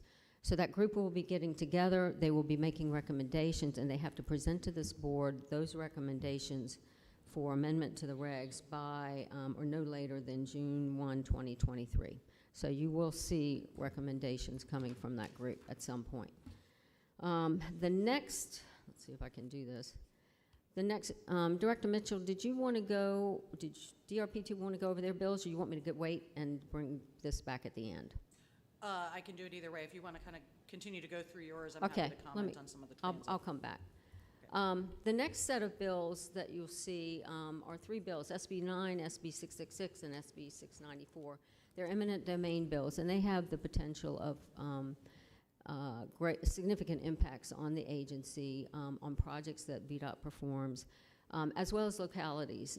These bills change some of the rules with regard to eminent domain, would allow additional compensation for certain types of lost access to properties that are caused by in eminent domain cases. The latest bill version of SB 694 that was enacted actually talks about not only vehicular access, but pedestrian access. So we're looking at these bills, but they affect the definition of lost access, which might be compensable to landowners. They also change provisions relating to lost profits, which again may increase the compensation that may be due to landowners. And finally, they remove the prohibition against inverse condemnation for temporary interference with farm or business operations. And that may create a significant issue if in the past that there's been a prohibition against inverse condemnation claims under those types of situations, but now this would be removing that, and we may expect to see many more inverse condemnation claims based on projects that are interfering with entry and exit to businesses, to farming operations, et cetera. So we're looking at those bills right now. Again, I would stress that these bills are not yet cast in stone. The governor would still have an opportunity to make amendments, to repeal, or to veto, or to sign. So we're, again, looking at those very carefully. Next set of, the next two bills deal with procurement, and this is just a change in the procurement laws dealing with procurement of professional services, that's architecture and engineering services, that may or may not impact our way of doing business. They make some changes to the legislation or to the statutes that we've highlighted and are going to be watching over the next several years to see if they indeed do impact our way of doing business, or if not. If it looks like they are impacting our business, we may be looking at legislation in the future to bring things back to where they are today. The next bill, SB 575, is legislation that requires DGS to develop basically a vehicle efficiency calculator, I'll call it. Bottom line, what this bill would do would require DGS to develop a tool whereby agencies that want to purchase or lease vehicles, they'd apply this tool for purposes of determining whether it's more efficient to buy an electric vehicle or lease an electric vehicle or to buy a combustion engine vehicle. And at the end of the day, if it looks like it's going to be more efficient to buy and own or lease an electric vehicle, the agencies are going to be required to go that route. There are exceptions, as you might expect, for vehicles that would be purchased for emergency services, incident management services that, we may not have the luxury of the long periods that are needed to charge. Those exceptions have been written into the law. Another thing that the working group that DGS has established for procurement, they're going to be looking at heavier vehicles, medium and heavy-duty trucks, et cetera, and whether there is a calculator that would work for those. The next set of bills, there are three, and I'll just gloss over this very quickly, deal with resiliency. What's happened is, as the governor's executive order regarding resiliency was put into place and the Virginia Coastal Resiliency Plan was put into place, they have now gone in and attempted to codify some of the recommendations from that plan, as well as they've sort of tightened up the role of the Chief Resiliency Officer, made it clear that it's the Secretary of Natural and Historic Resources. And then there are certain duties that have been assigned under this legislation to either DCR or the Chief Resilience Officer.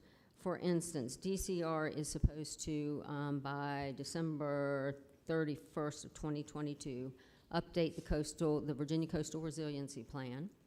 They are also to develop a Virginia Flood Protection Master Plan, and at some point in time, those two plans are supposed to be integrated and come together. I think the Flood Protection Master Plan is a recognition that not all of the issues associated with resiliency are coastal.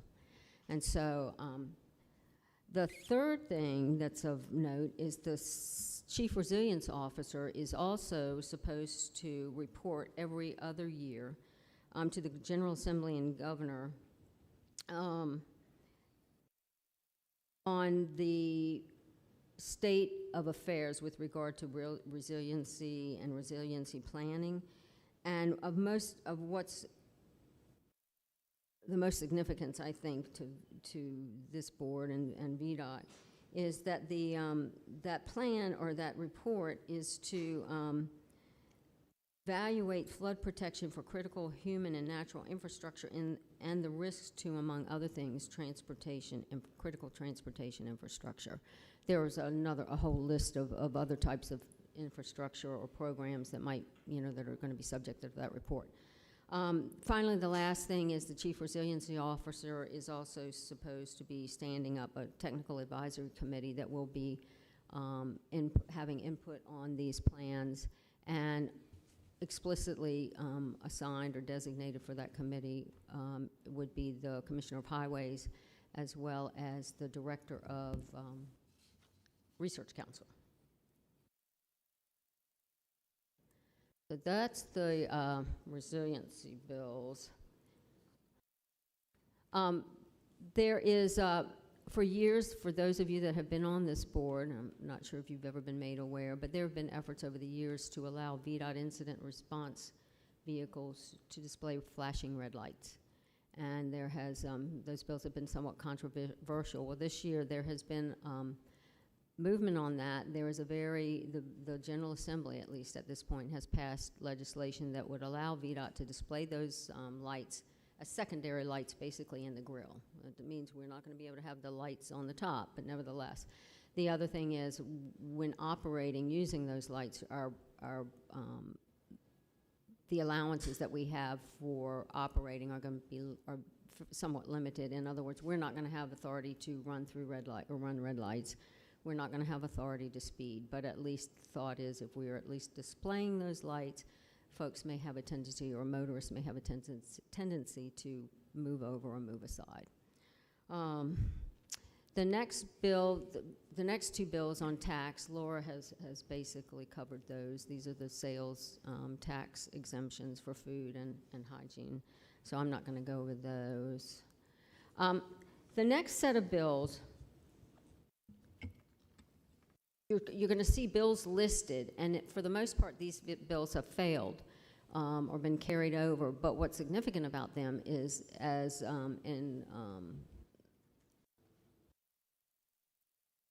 part of the process in either laying these bills on the table, et cetera, the chairs of particular committees have agreed that they will send a letter and ask VDOT to study certain issues that were presented by the bills. So while these bills have been left in the committees or carried over, there's several studies that have spawned from this legislation, and I think several of these studies you will find to be of interest. There is HB 482, where VDOT is required to establish performance standards for review and approval of subdivision and commercial development plans by January 1, 2025. Basically, we're supposed to be gathering information and statistics and developing performance measures, et cetera. This is important to you because we are supposed to, VDOT will be reporting to you the outcome of that first set of performance standards. The next bill, HB 546, was a bill that would have said or would have provided that any year in which there was a 10% or in which there was a surplus, the governor would include in his proposed budget an appropriation of 10% for a newly established fund, Transportation Safety Fund, which in essence, I think the patrons sought or hoped would be, those funds would be used for spot safety improvements. The bill, again, was left in committee, but the chair did promise the patron that he would send a letter to VDOT and ask us to study the issue. The next two bills, we're going to be asked, these bills were laid on the table, they would have required us to broaden the toll relief program that's in place right now on the Midtown Downtown Tunnel, and to expand that, broaden that program to individuals that had higher incomes than those that are currently eligible for the program. Bottom line, the bill was left in committee. We were asked to study the issues. Next bill is HB 707, and that was Delegate Keem's bill, and I think I've heard a lot of discussion about this today. It basically, this bill would have added resiliency in the list of factors to smart scale. The bill was again left in House Transportation, but the chair made it fairly clear that he intended to issue a letter asking VDOT, CTB, asking that Smart Scale be reviewed again. His comments were basically that Smart Scale is about an 8 or 9 year old program now, and it may be time to look at the program. So again, we've not gotten any of these letters yet. We don't know what the details and specifics will be, but nevertheless, we anticipate that they will be coming. The next legislation, HB 859, SB 445, deal with roadways operating under the Virginia Highway Corporation Act, also known as the Greenway. Again, the proponents of, or those individuals and entities that have issues with the Greenway have asked that the issue of whether or not the Greenway could be more effectively managed, administered under the PPTA.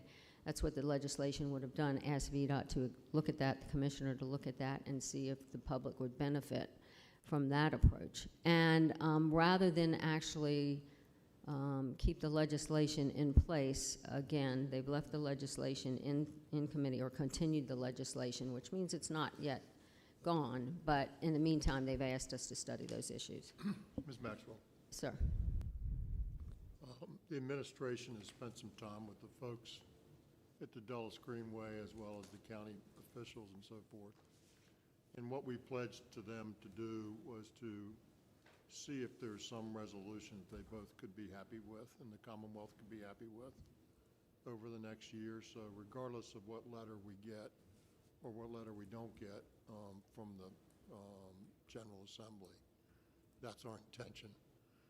Excuse me, is to try to work with all the parties involved to see if there's a better way, sort of get that thing under, in a better situation for the residents and for the Commonwealth. So Understand, and this has been an ongoing effort for years. it has, but we're going to shine a little light on it and see if we can get somewhere. Let's see, the next bill, I just have HB 1113 up there as well, because it was another bill that would have intended or was attempting to address changes to smart scale. The patron willingly withdrew, knowing that a letter would be coming from the chair, at least from the chair of House Transportation, to study smart scale. SB 220 is also a somewhat significant bill. That bill was put in place by Senator McPike as a result of the JLARC study that was dealing with transportation infrastructure and funding. Basically, JLARC had recommended that the consideration be paid to adding cusp bridges to the State of Good Repair program, or make those bridges eligible for funding under SGR. Right now, under SGR, only bridges that are structurally deficient are eligible for funding. The cusp bridges are those that are on the border of going structurally deficient, but have not yet reached that status.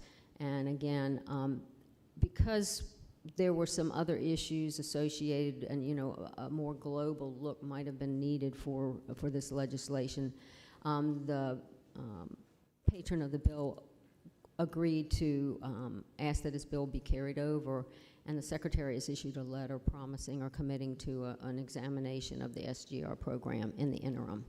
So we will be looking at at State of Good Repair. Another interesting item or legislative bill was, or legislative item was SB 272. That asked VDOT, actually, when the bill started out, it required us to develop, or VDOT to develop, a program using and, in essence, incentivizing use of low-carbon concrete in projects. And part of that, that bill would have required us to provide some sort of a bonus to those entities that achieve certain levels of carbon reduction based on their use of low-carbon concrete. There were a lot of issues, a lot of entities raised issues with regard to the legislation, so then it was converted to a study. That ultimately, that bill also was left in House Ag, and rather they've asked VDOT and DGS to just look at the issue of using low-carbon concrete. And then last but not least, there were quite a few bills this year that would have asked or allowed localities to change the speed limits on VDOT maintained roads, and there were quite a significant number of concerns with regard to that. This particular bill would have done the same thing, and the patron in Senate Transportation, in this case, willingly laid his bill off to the side, and we expect a bill or a letter from the chair of Senate Transportation. So that's what I have now. At this point, again, with the exception, I think, of one bill on this report, which is one of the Potomac River Bridge Compact bills, the governor has not yet taken action on any of these bills, and so they're not cast in stone. That's why we sort of are treating this rather informally at this point. As things come to fruition and we know more about the final status of the bills, we'll be able to share with you more details, et cetera. And then Ms. Mitchell, let me go back. Yeah, I'm going to go back to the DRPT bills. Yeah. Whoops. We just have 4 that we were tracking closely this year. First, Senate Bill 281, which was from Senator Eben, was a very important one for us because we issue statewide contracts for buses, and we allow transit agencies to basically purchase vehicles off of our contracts, and it's a very great benefit to the transit agencies because we can do that at a much more cost-effective procurement method than they can. Unfortunately, DGS had identified a conflict between some state laws that were related to the purchase of motor vehicles that, frankly, I think had nothing to do with transit, but it was still in conflict with federal guidelines. And so FTA informed us that we would not be able to use federal funds for any purchases off that contract, which obviously wasn't going to work. So this bill did add some language that accepted transit vehicles from those motor vehicle dealer board requirements. And so that was very important for us. Our contract that we had for the agencies had expired in May of last year. We had about 400 buses that agencies were planning to purchase in the FY22 SIP, which they weren't able to purchase. So now that is, once the bill is signed, there's also budget language for that as well. Once that goes into effect, then we'll get that contract in place. There are actually two bills related to the Transit Ridership Incentive Program. And I think, as you all may recall, because we programmed some of those funds last fall, this is a program that has two components. One that is for either reduced or zero fare projects, and another one that is for, another component at least, that is for long-distance multi-jurisdictional routes that improve regional connectivity. Following the pandemic, there's much greater interest from our transit agencies in these reduced or zero fare projects, really less so than some of the regional connectivity projects. So in Delegate McQuinn's bill, HB 142, allowed us to have a minimum of the 25% of the TRIP program going to these reduced or zero fare projects, and a minimum of 25% that go to regional connectivity. Before, the program required that no more than 25% of the program be used for these reduced or zero fare projects. So this actually gives the CTB some more discretion within those guardrails, if you would, on how to allocate those funds among the two types of applications that we receive. Senator Barker had a similar bill, SB 342. However, his had a minimum of 25% that goes to these reduced or zero fare projects, and no floor or minimum for the regional connectivity programs. And so there's a little bit of a difference between the two bills. Both bills passed out of the House. I think the deadline for the governor to sign HB 142 is April 11th. So I'm still not quite sure how that's going to get resolved. And then finally, Senate Bill 725 is related to the membership on the Virginia Passenger Rail Authority board. As the legislation stood, we would have two members from that come from the jurisdictions that surround sort of the Charlottesville, Culpeper, Lynchburg, and Roanoke areas, and from those planning districts. The change to this now says that we'll have one member from those districts and another member that will also be from either the New River Valley or the Bristol planning districts. And so it does, when it was first introduced, it actually added two new members, who we did, however, compromise with the patron to instead just extend the eligibility for one of those seats to be from the New River Valley or Bristol. So those are the four bills that we had in this session. So. Any questions? Thank you, ma'am.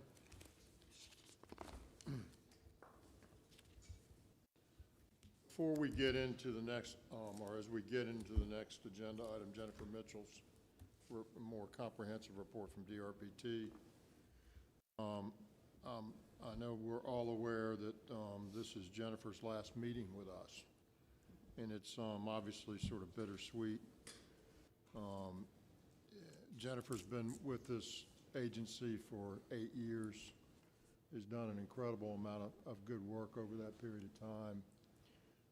As I said in some words earlier, she's her fingers have been in lots of important stuff. The dedicated funding from WMATA, the Amtrak service out in the western part of the state, the $3.7 billion Transforming Rail in Virginia program, amongst others. She's received a bunch of recognition. I think it was Railroad Woman of the Year and Women on the Move, all sorts of acknowledgement. Women who moved the nation. I like that one particularly. That's pretty cool. We could use you, ma'am. And Railway Ages Woman of the Year in 2018. So she's just had great service here. I say bittersweet because she's going out with a bang, and she's heading to Washington in an extremely important position there. And she'll assume that position in the not-too-distant future.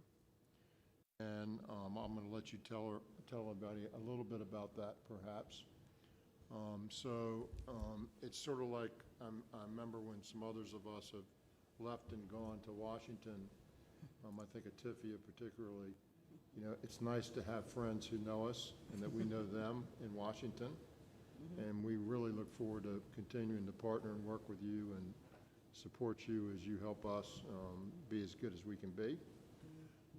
The good news about, if there is, about other than the fact that she's got this fantastic opportunity, is that we've got somebody of great talent and longevity here as well, in Jennifer DeBrule, who's stepping in to fill those shoes as acting. And we had to twist her arm just a little bit, not too much. I know she's up for it. And I'm excited because I've worked with her for a long time, going back to my first term on the board, and I just know how capable she is as well. And I won't have to use a different name. I mean, it's pretty cool. Simple. So we're excited about that, Mr. Brule as well, and we appreciate your service, and we expect no less than we know what you can give us and what we've had in the past.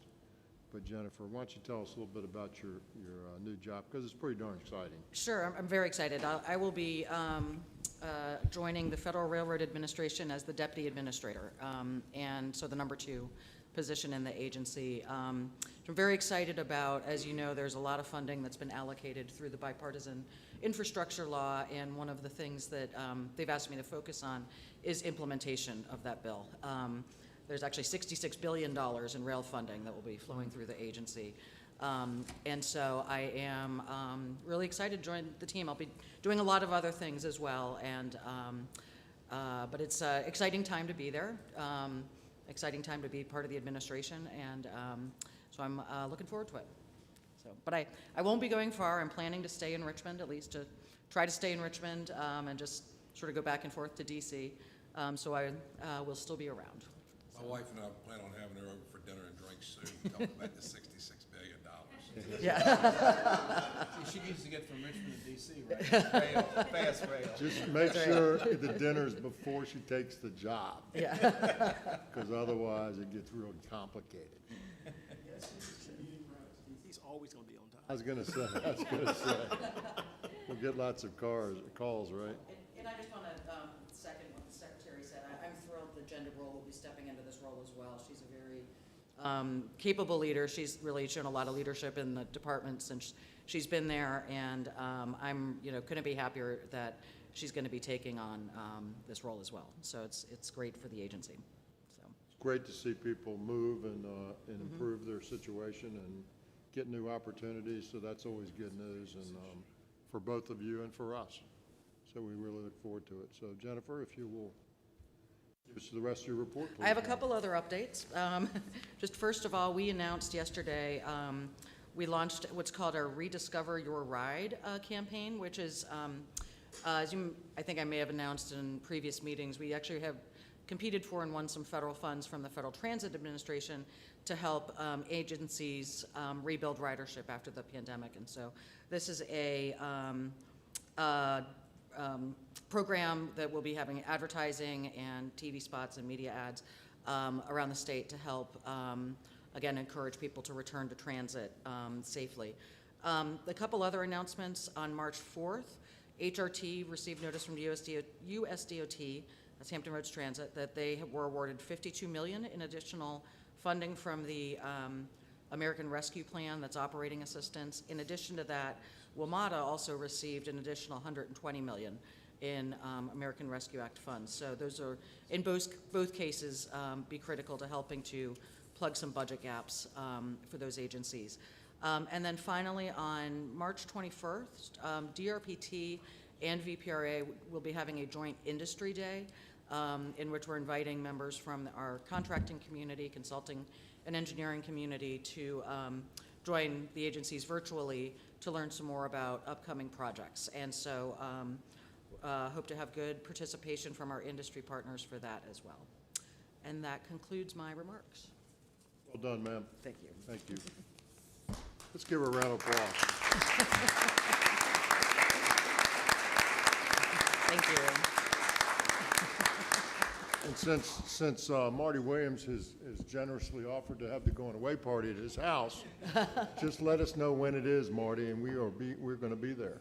Absolutely. I'm happy to participate. Thank you. Not the going away party, the new job party. You don't get to go away. Mr. Commissioner. Mr. Chairman, members of the board, I just have two items for your consideration today, one of which is an announcement on 495 Next, which was the 2.5-mile extension of the existing 495 express lanes approaching the American Legion Bridge. I'm happy to report, obviously, that that project reached financial close on February 28th, within minutes of that, the due date or that time. I think we had 2 or 3 minutes to spare to be able to meet that financial close deadline. We did issue, or Transurban did issue, notice to proceed to the contractor, full notice to proceed, effective on March 1st as well. And we did have a successful groundbreaking yesterday at, it started at 25 degrees at 8 a.m. in the morning, so a little bit chilly, but we did have a successful groundbreaking with the Secretary providing comments and the Governor providing comments amongst others. So that project now is officially up and underway, and look forward to the benefits to be derived, the reliable trip and reduction of congestion in that corridor.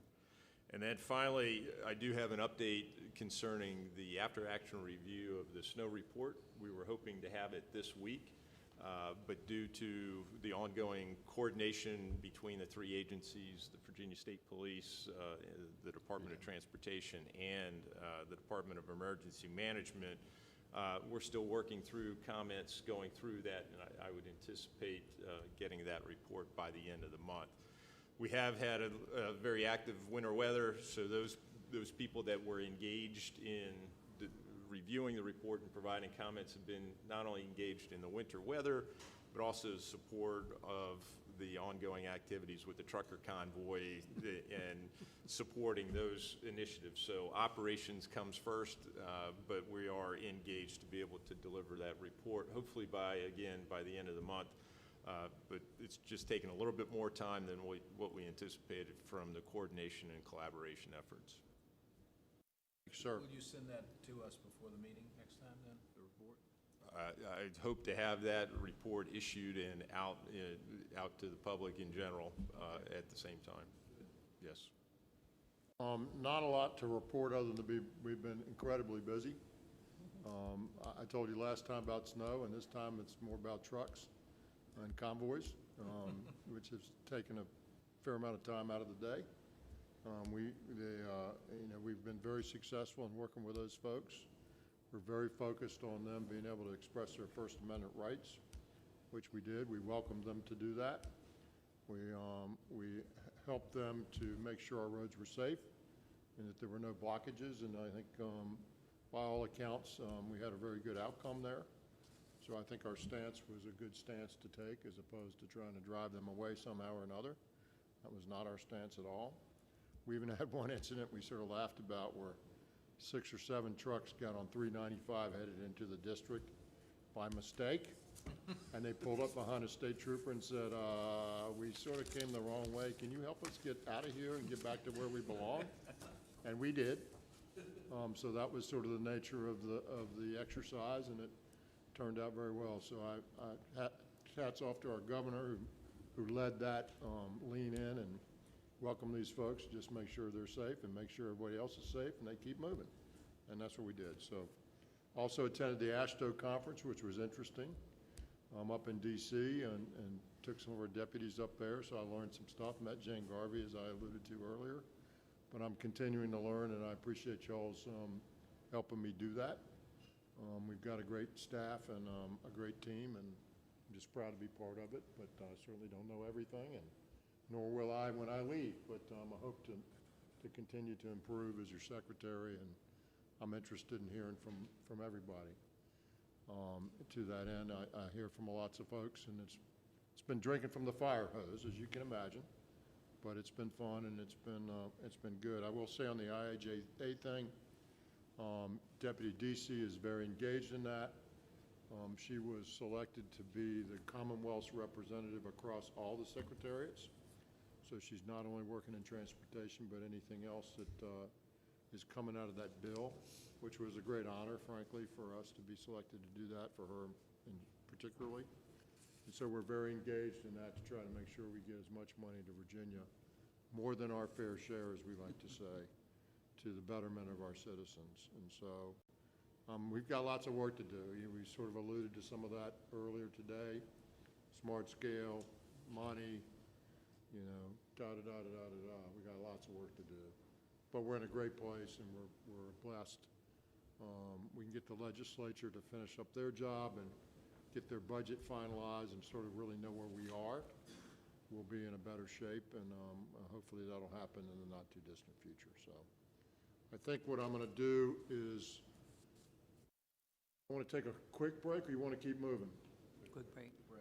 Really quick break, okay? Can we do like 7 to 10 minutes?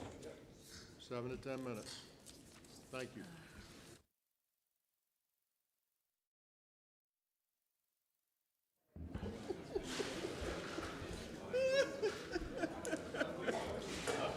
It's my fault. It's my fault.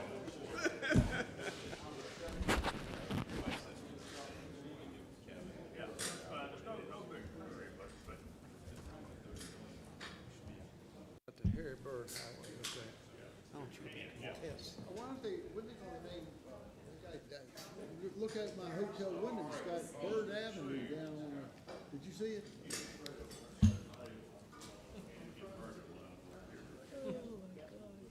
All right, get our seats, please.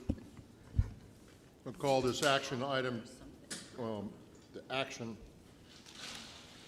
meeting to order. The first item on our agenda is public comments. Mr. Whitfield, would you like to speak? Come on up. Mr. Whitfield's our eyes and ears. Thank you, sir. Welcome. Am I on? Yeah.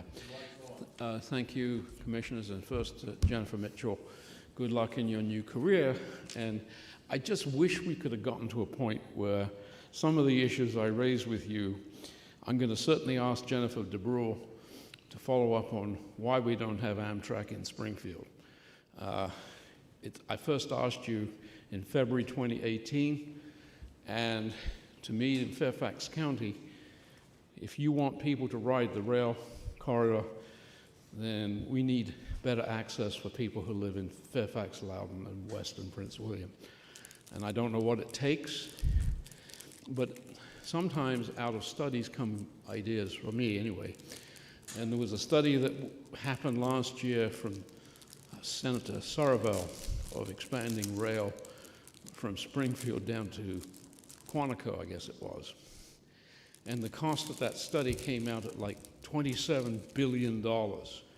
And at the time, I was furious, but then I got to look and listen in the public hearing, and I came up with an idea. I'm sorry, I've forgotten the guy's name in Northern Virginia, who's DRPT's point man. Forgetting his name, I'm sorry. But I came up with the fact that I knew that there was a branch line from Newington to Fort Belvoir, which had existed for maybe 50 or 100 years. The Army had disused it. And so what I said to him is, I can see with the growth in demand from Fort Belvoir that extending that rail to Newington and then to Fort Belvoir, I think there's over 70,000 people now work in that complex. And so I guess all I'm saying is sometimes bad ideas can lead to good ones. And that's how I am. And I did speak with the Secretary for several minutes just now. My biggest concern remains about the uncertainty of the future of WMATA and VRE, given the downturn in ridership. And I have gone to well over 100 WMATA board meetings and board committee meetings in the last decade. And unfortunately, with the departure of Paul Wiedefeld, who I think has done an overall good job, and now the departure of the Inspector General, Jeff Charrington, there's lots of red flags raised. And I don't know enough of the facts to say what. I can certainly see the problems that have been reported in the newspaper. I've been there at board meetings when the union members came into Paul Wiedefeld and they had white shirts on and bloody hands and basically trying to accuse the board of improper actions. And so I guess all I'm saying is I can understand why Paul Wiedefeld may be disinclined to keep in the position. Whoever takes that job has got a terribly difficult task to, and especially with inflation, we are now looking at union labor costs are going to go up. I was at a meeting a couple of weeks ago, actually it was the Normandy and Transportation Commission, and Supervisor Walkinshaw mentioned that VDOT had come to him and said this year's paving operations will be less than last year because of the increase of asphalt costs. And so I heard the problem, I don't know the answer. And so I hope I can help you with some solutions in the future. And the final thing is, I did say to Mr. Miller that as far as the Virginia Railway Authority plan, I know Steve Petard is working on an updated financial and revenue forecast, so I will defer until I've seen what he says, but the whole point is we're in a post-COVID-19 environment and we need to do what's smart for the next 10 years. Thank you. Thank you, Mr. Whitfield. Appreciate you coming. Next item on the agenda is the approval of the minutes. They were distributed in advance. Are there any questions or comments on those? Hearing none, is there a motion to approve? Mr. Rucker. Second. Mr. Rucker moves. Mr. Merrill seconds. All in favor say aye. Aye. All opposed say no. Are there any abstentions? Thank you very much. Maintenance Division, item number 1, action on commemorative naming of bridge on Route 718, Colonial Turnpike. Good afternoon, Mr. Secretary, members of the board. Thank you, Robbie. The first item we have before you today is the naming of a bridge on Route 718 in Franklin County over the Pig River. The county has requested us to name this road to be this bridge to be the Winfred Henry Hopkins Memorial Bridge. The county enacted a resolution in this manner on October 19th of last year. Mr. Hopkins grew up in the community of Snow Creek, which is right at the land at this bridge on Colonial Turnpike there in Franklin County. He was well respected and well known throughout the community and was a community leader during his lifetime. The agency knows of no objections to this and recommends approval. Mr. Chairman. Thank you, sir. Dr. Smoot? Pleased to move approval of this resolution. Thank you, sir. Is there a second? Second. All in favor, please stand and recognize your vote as positive for Mr. Hopkins Memorial Bridge. Thank you very much. Item number 2, action on the portion of State Route 7 to the Billy Pierce Memorial Pike in the town of Percival. Mr. President. Sir, the town of Percival has requested that we rename Route 7 through the town from Harry Burt Highway to the Billy Pierce Memorial Pike. The town council passed this resolution in January of this year. In your brief, there's quite a description of Mr. Pierce and his life. I'll point out to you the last thing that I saw when I read it, which is near the bottom, is all of these activities, and I'll go through a few of them, he accomplished in 42 years. Mr. Pierce died at a very young age. He was born in 1890, and he was an African-American choreographer overseeing dancing and dance studios through the mid-20s. He was born, like I said, born in 1890. He served in World War I as part of an infantry regiment. After the war, he became a journalist, writing for the Chicago Defender, which was an African-American newspaper at the time. He left that career to become a dancer and a trombonist and working in a vaudeville act as a banjoist as well. So he had quite a varied career. He later opened up a dance studio, and then through that effort was a lead choreographer on 3 or 4 different major productions throughout that time. So he was a tremendous individual throughout the time and well represented in the community. The town council passed this resolution. VDOT's reviewed it and concurs and recommends approval. Mr. Secretary, I move approval. Second. Mr. Rucker seconds. All in favor, please stand and signify your positive vote.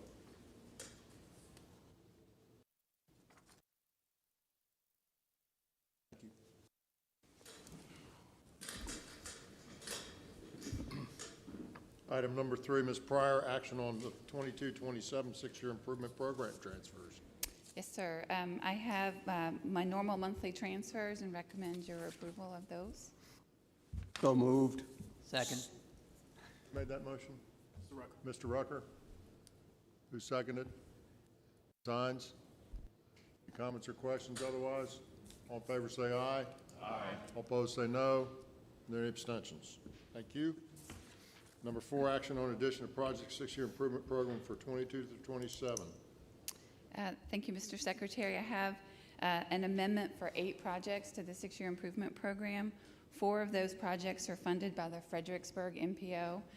The remaining 4 projects are line items for the preparation of the plans that are required for a couple of the new or few of the new funding programs in the infrastructure bill, as Ms. Farmer mentioned in her presentation. We are required to complete some plans before we can actually use the rest of the funding for projects. And so these are line items to give us the ability to get started on developing those. I recommend your approval. Yes, so moved. Second. Mr. Rucker moves and Mr. Johnson seconds. Are there any comments or questions? All in favor say aye. Aye. All opposed say no. Any abstentions? Thank you very much. Thank you. Item 5, action on the Wythe County Rail Industrial Access Project located in the Bristol District.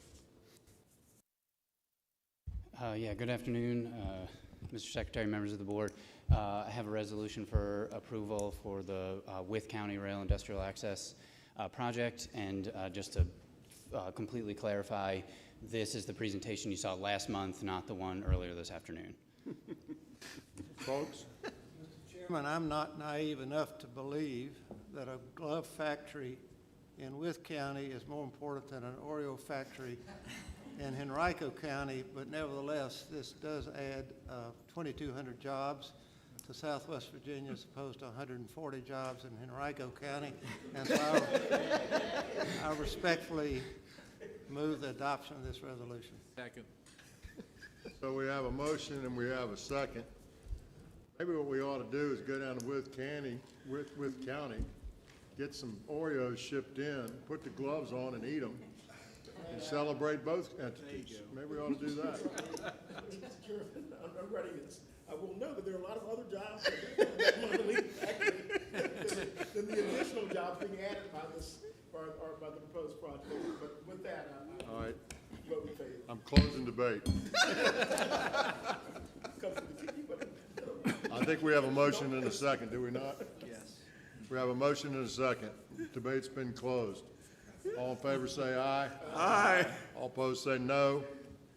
Are there any abstentions? Thank you, sir, very much. Mr. Henyon, we get to talk about bids now, our favorite subject.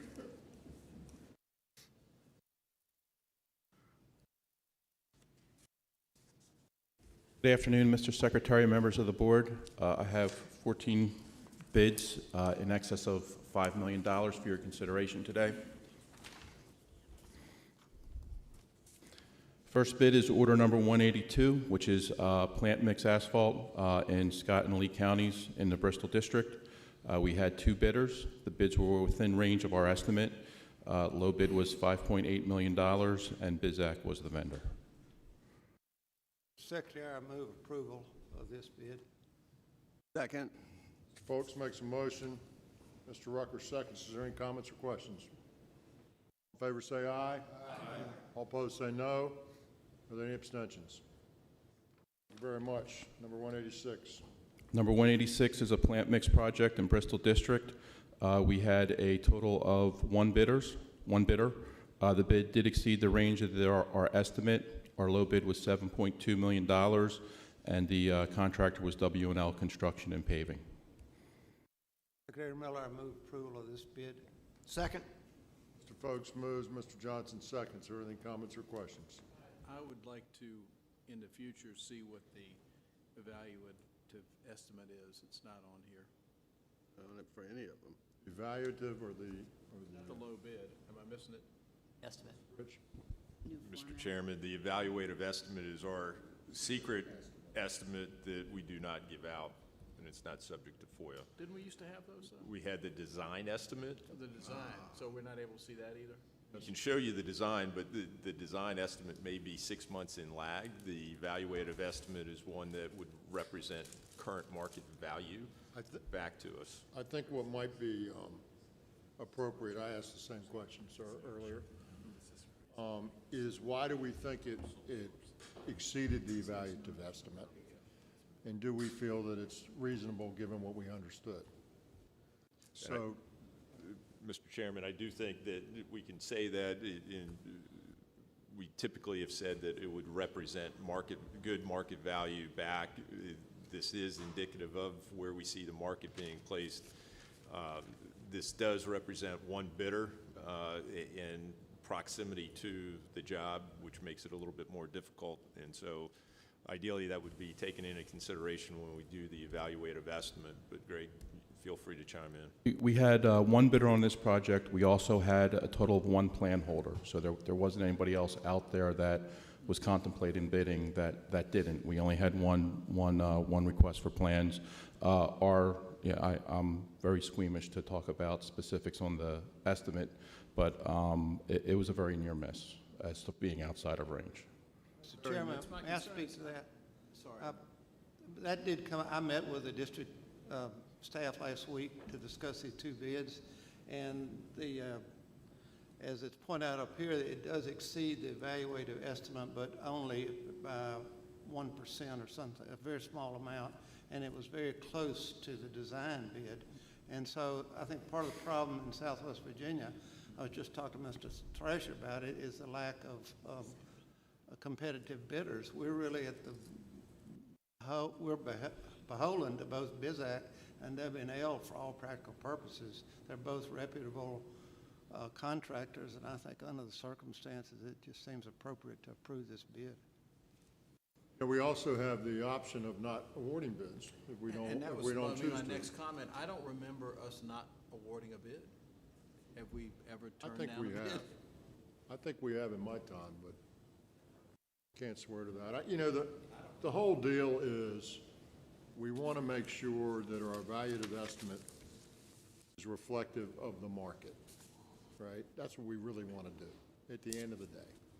So when the market price comes in, that it's within the range of an evaluative estimate, that ought to be reflective of what we think the market's going to be.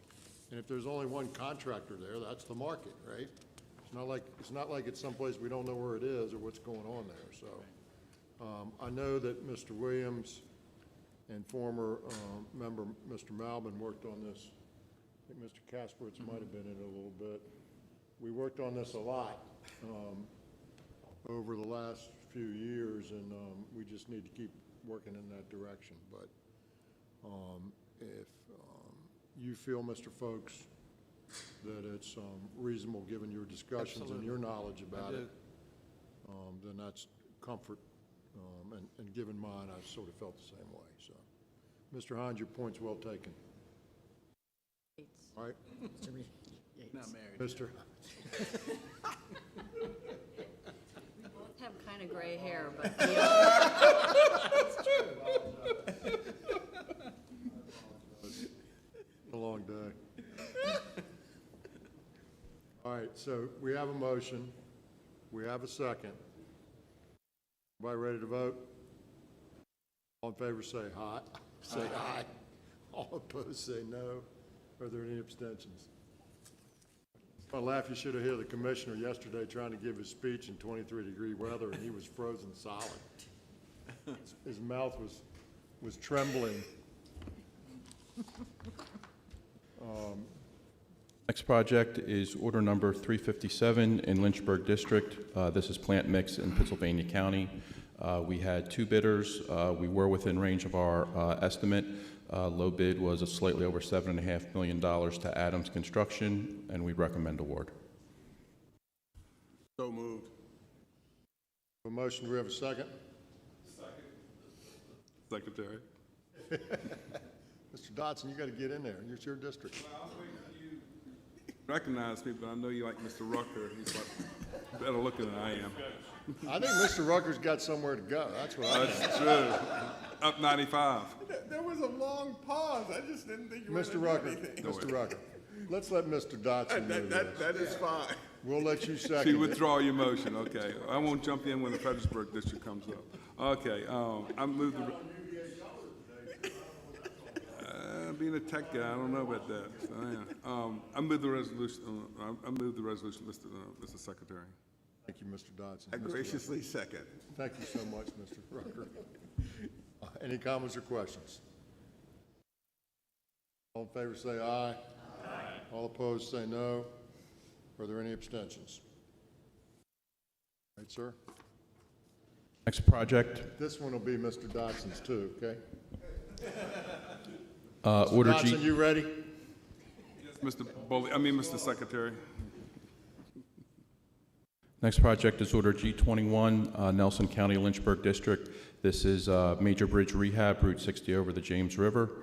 We had 8 bidders. Bids were within range of our estimate. Low bid was $5.7 million to MD Miller, and we recommend award. Yes, Mr. Secretary, I recommend the resolution, and that's a great bridge over the James River near in Nelson County. Where is that bridge, Mr. Dodson? It's in Nelson County on Route 60. Okay, just wondering. Nelson, Buck, and Mr. Rucker, you want to jump in here? He's going to second. So Mr. Dodson moves. Mr. Rucker seconds. Any comments or questions? Just one question. Yes, sir, Mr. Kasparowicz. So I look at this in Lynchburg. It's got 8 bidders, and the winning bidder is actually coming out of Baltimore, Maryland. Correct. Contrasting that to one bidder down, I don't understand the disparity between these. This is a topic for another day, but I understand, but that's this is a lot. This is bridge rehab work. This is not asphalt. This is bridge rehab work. The other one was asphalt, I think, wasn't it? Correct. And the asphalt is geographic limited. Thank you. All right, anyone else? All in favor say aye. Aye. All opposed say no. Any abstentions? G56, please. G56 is Salem District. It's also in Lynchburg District, and it is 2 intersection improvements, both located on Route 221. We had a total of 1 bidder. The bid exceeded the range of the estimate. The low bid is $7.1 million, and the contractor's WC English. We recommend for award. Go again. Go ahead. Mr. Secretary, I recommend the resolution. Mr. Dodson moves. Is Dr. Smoot second? I will second it. Secretary, members of the board, this project, as you might imagine, has some history to it. On the positive side, as you noted, the project is located in 2 districts. Part of it is in the Lynchburg district, part of it's in the Salem district, but the 2 locations are only about 6 miles apart. The initial bid, as I understand it, on the Lynchburg part of the project came in very high. So the project was evaluated, it was rebid, and nobody bid. So then in order to try to make the project more attractive, these 2 projects were brought together, which is what we have here today. It was bid again, and English and Lynchburg is the only bidder.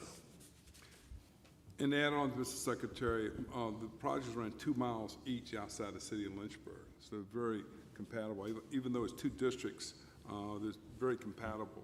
And I brought a district engineer from the Lynchburg district here to answer any questions, because I know it's an issue that's over the estimates, but if it doesn't get done today as far as approval, we'll have to go back to the drawing board, and these two valuable projects probably go to the sidelines. Might as well come on in. Join the party. Mr. Secretary? Signs. I note that this says it's a smart scale funded project, and so I'm just curious, is it within that 5% range that would typically the department would absorb? Mr. Winsett can address that. It's not within the 5% range. So wouldn't that have to Pryor, come to you want us? to join? Chris has. Got a whole party going on here. Good afternoon, Mr. Chairman, members of the board. My name is Chris Winstead. I get to serve as the district engineer for Lynchburg District. So I'm very, very happy to be with you. I appreciate the comments earlier. I would just clarify just a couple of quick points that may be helpful to you. Both of these projects are round one smart scale projects. They were both submitted by the Central Virginia MPO. And of course, that's been mentioned, one is in the Lynchburg District, the other in the Salem. The Lynchburg District is a smaller project, intersection improvement, at the intersection of Timberlake Road and Waterlick Road. And in that project, we are a little bit ahead of Salem in the sense that it's a smaller project. We hit the street first with our advertisement. And actually, we didn't get any bidders at all the very first go as we put it out on the street. So we got our team back together, reviewed our options. We made a few tweaks, put it back on the street, and we only got one bidder, and they were, exceptionally high. We did a little more research, and it's a very, very small project. We're adding a little bit of length to left turn lanes and piecemeal asphalt work here and there. Production windows are very small, and in that context, we had adjusted accordingly with our estimate. However, the marketplace at that time, when we put it out in the street, was seeing it quite a bit higher. So we talked with our Salem team, and we were looking for really a win-win here because we knew their project was close to two and a half times larger than our Lynchburg job, another similar type work, intersection improvements. So we put them together. Ken King and myself and our teams worked together very closely, brought them together, advertised them this past December, and in this case, we were expecting is we hopefully we're going to be increasing the economy of scale by having much larger quantity of work, and in essence we still got one bid. It is a bid that is it's a valid, credible number. And in the context of this, W.C. English is certainly very capable, and certainly they're more than able to do the work. So that's why we're presenting it to you today. Be happy to answer any other specific questions. Mr. Secretary, I say Ken King is the engineer for the Salem district that Mr. Winston was referring to. It's a heavy travel road. It used to be business 460 before it had the bypass around Lynchburg. It's a very heavy travel road on Leesford Road and Warlick Warlick and Timberlake, and obviously 221 is the intersection right there. It's a very heavy travel road out in the suburbs of Forest outside of Lynchburg. So what we're struggling with is fairly obvious, right? You said it's a credible bid. I'm not sure exactly what that means in terms of your definition, but we feel a lot better when we have one bidder and we're within the evaluative estimate. Sure. Than if we're not. And if we have 8 bidders and we're not within the evaluative estimate, it makes us feel like probably the evaluative estimate is not necessarily as good as it ought to be.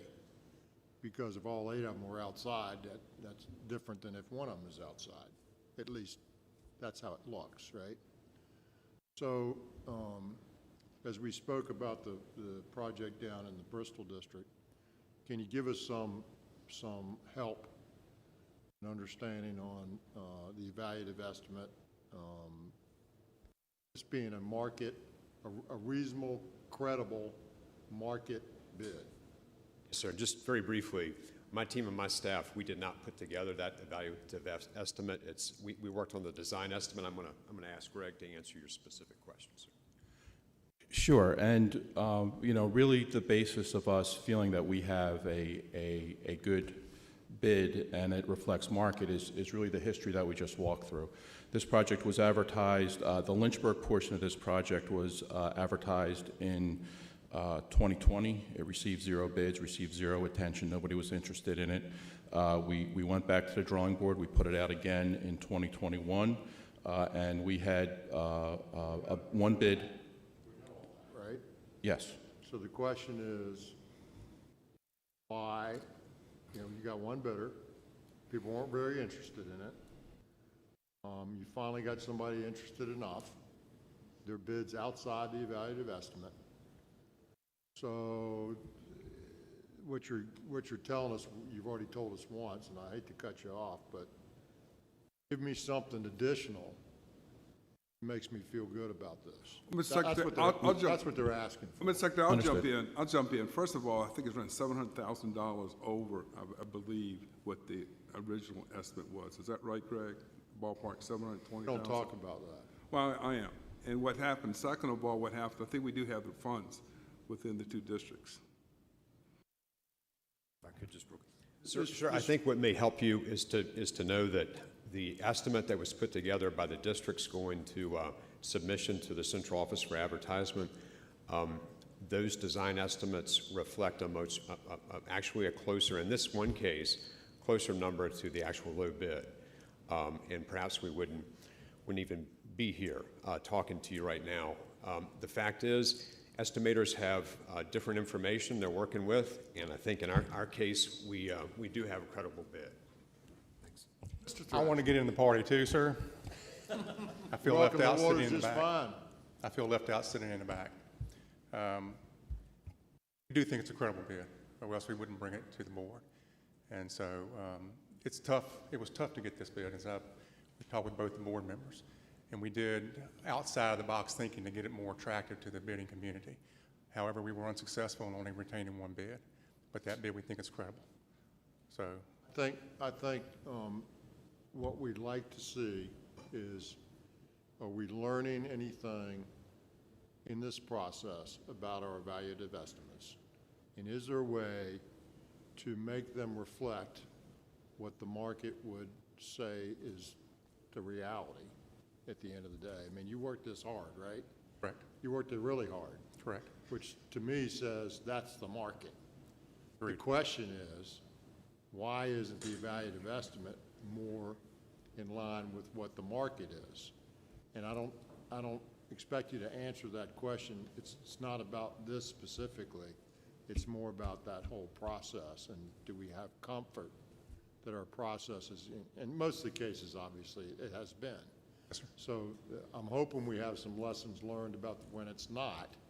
If we went back and looked at that and sort of saw what we thought versus if we get into the details of the bid and we see how they put their bid together versus how we put our estimate together, we ought to be able to see the difference and understand maybe why that exists. And we do that.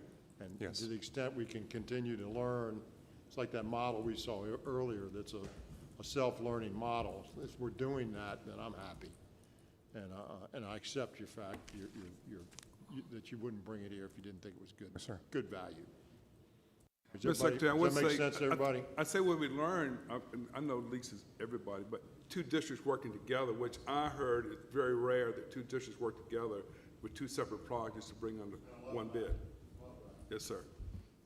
Mr. Secretary, I do have this question about the difference and how we're paying for it in the context of smart scale. Pryor standing up there for that. I think that's another good news story, actually. If you recall, after round 4 of Smart Scale, we had additional PTF funding, and you all selected additional projects. Mr. Dodson and the district wisely knew that this project in Lynchburg was had already come in high, and we anticipated it to be short. So they used a portion of the PTF to fund to what the previous high bid was, so there were sufficient funds for it. Great, thank you. Good question. We brought down the discrepancy. Good work, Mr. Dodson. Thank you, Mr. Secretary. I'm lost. I think we have a motion in a second. Do we have a motion in a second? Yes, sir. Mr. Dodson moved and Dr. Smoot seconded.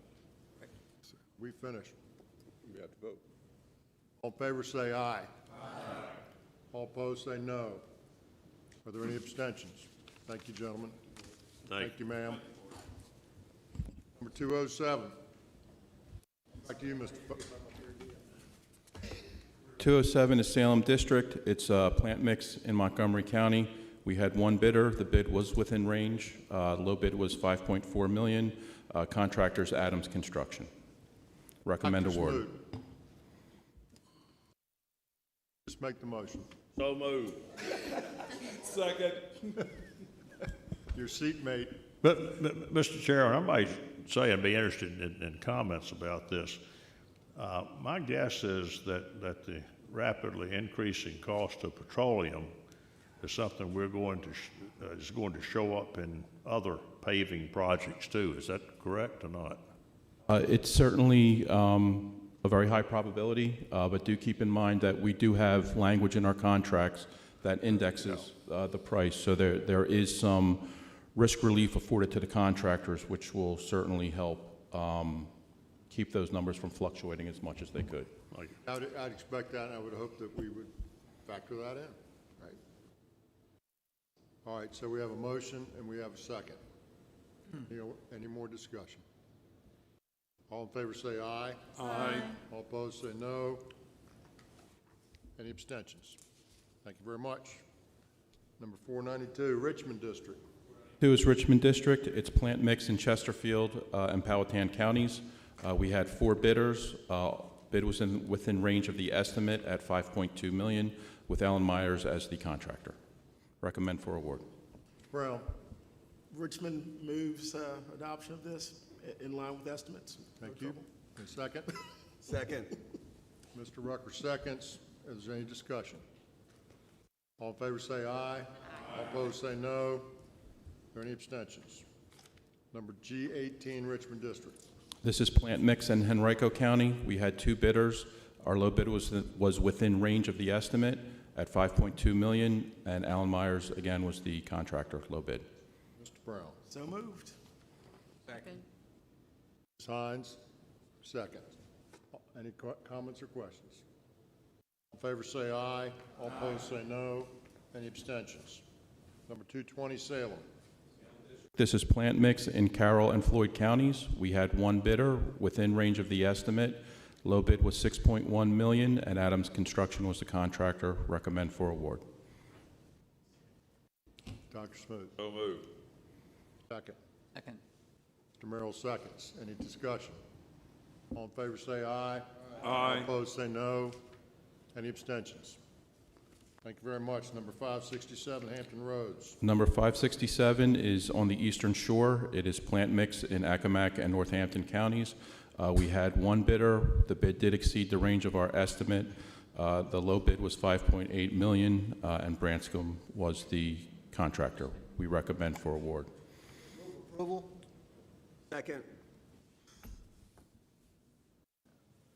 Mr. Stan. Eastern Shore is constrained by a lack of contractors. As far as I know, Branscombe is the only game in town other than when Allen Myers decides to come over. So I'm not surprised that it exceeds the evaluative estimate, but based on my discussion with Engineer Hall and his recommendation, I ask for approval of this bid. Second. We actually had a motion and a second. We were in discussion, so. Mr. Johnson moved. I think Mr. Rucker seconded. Mr. Stant, you're noted. Secretary, Sir. just a question. Mr. Yates. Thank you. On the Eastern Shore, do we solicit bids from the state of Maryland? They're eligible to bid, yes. Yeah, everybody is, Delaware, all that, so Yes. okay, just wanted. We see much of that? When you deal with asphalt, it all comes down to how far you can haul it before it gets too cold to place. Johnson? Mr. Secretary, we have a similar situation to Bristol in that there are very few contractors around. And so we only have Branscombe on the highway, and we're about 95 miles north to south, if you will, on the shore. So try to get someone like Alan Meyer, as Mr. Stant mentioned, across the bay. They do a fantastic job on Chesapeake Bay Bridge Tunnel, and they do a good bit of work in southern Northampton County. But going into Accomack County, in the northern part of Accomack where this work is, there's hardly anybody there at all. Understand. Any other discussion? All in favor say aye. Aye. All opposed say no. Are there any abstentions? Number 962, Northern Virginia District. This is plant mix in Fairfax County. We had 5 bidders. We had a low bid within range of our estimate at $5.1 million. Arthur Construction was the contractor. Recommend for award. So moved. Sines moves. Second. Mr. Rucker seconds. Any comments or questions? All in favor say aye. Aye. All opposed say no. Are there any abstentions? Order 972, Northern Virginia District. This is also plant mix in Fairfax County. We had 3 bids. Low bidder was $5.5 million, within range of the estimate, and Branscombe was a contractor. Recommend for award. Move approval. Sign moves. Signs moves. Mr. Merrill seconds. Any discussion? All in favor say aye. Aye. All opposed say no. Are there any abstentions? All right, thank you very much. Number 973, Northern Virginia. This is also plant mix in Fairfax County. 1 bidder within range of estimate. Low bid was $5.6 million, and Eurovia was the contractor. Recommend for award. So moved. Signs moves. Second. Mr. Rucker seconds. Any discussion?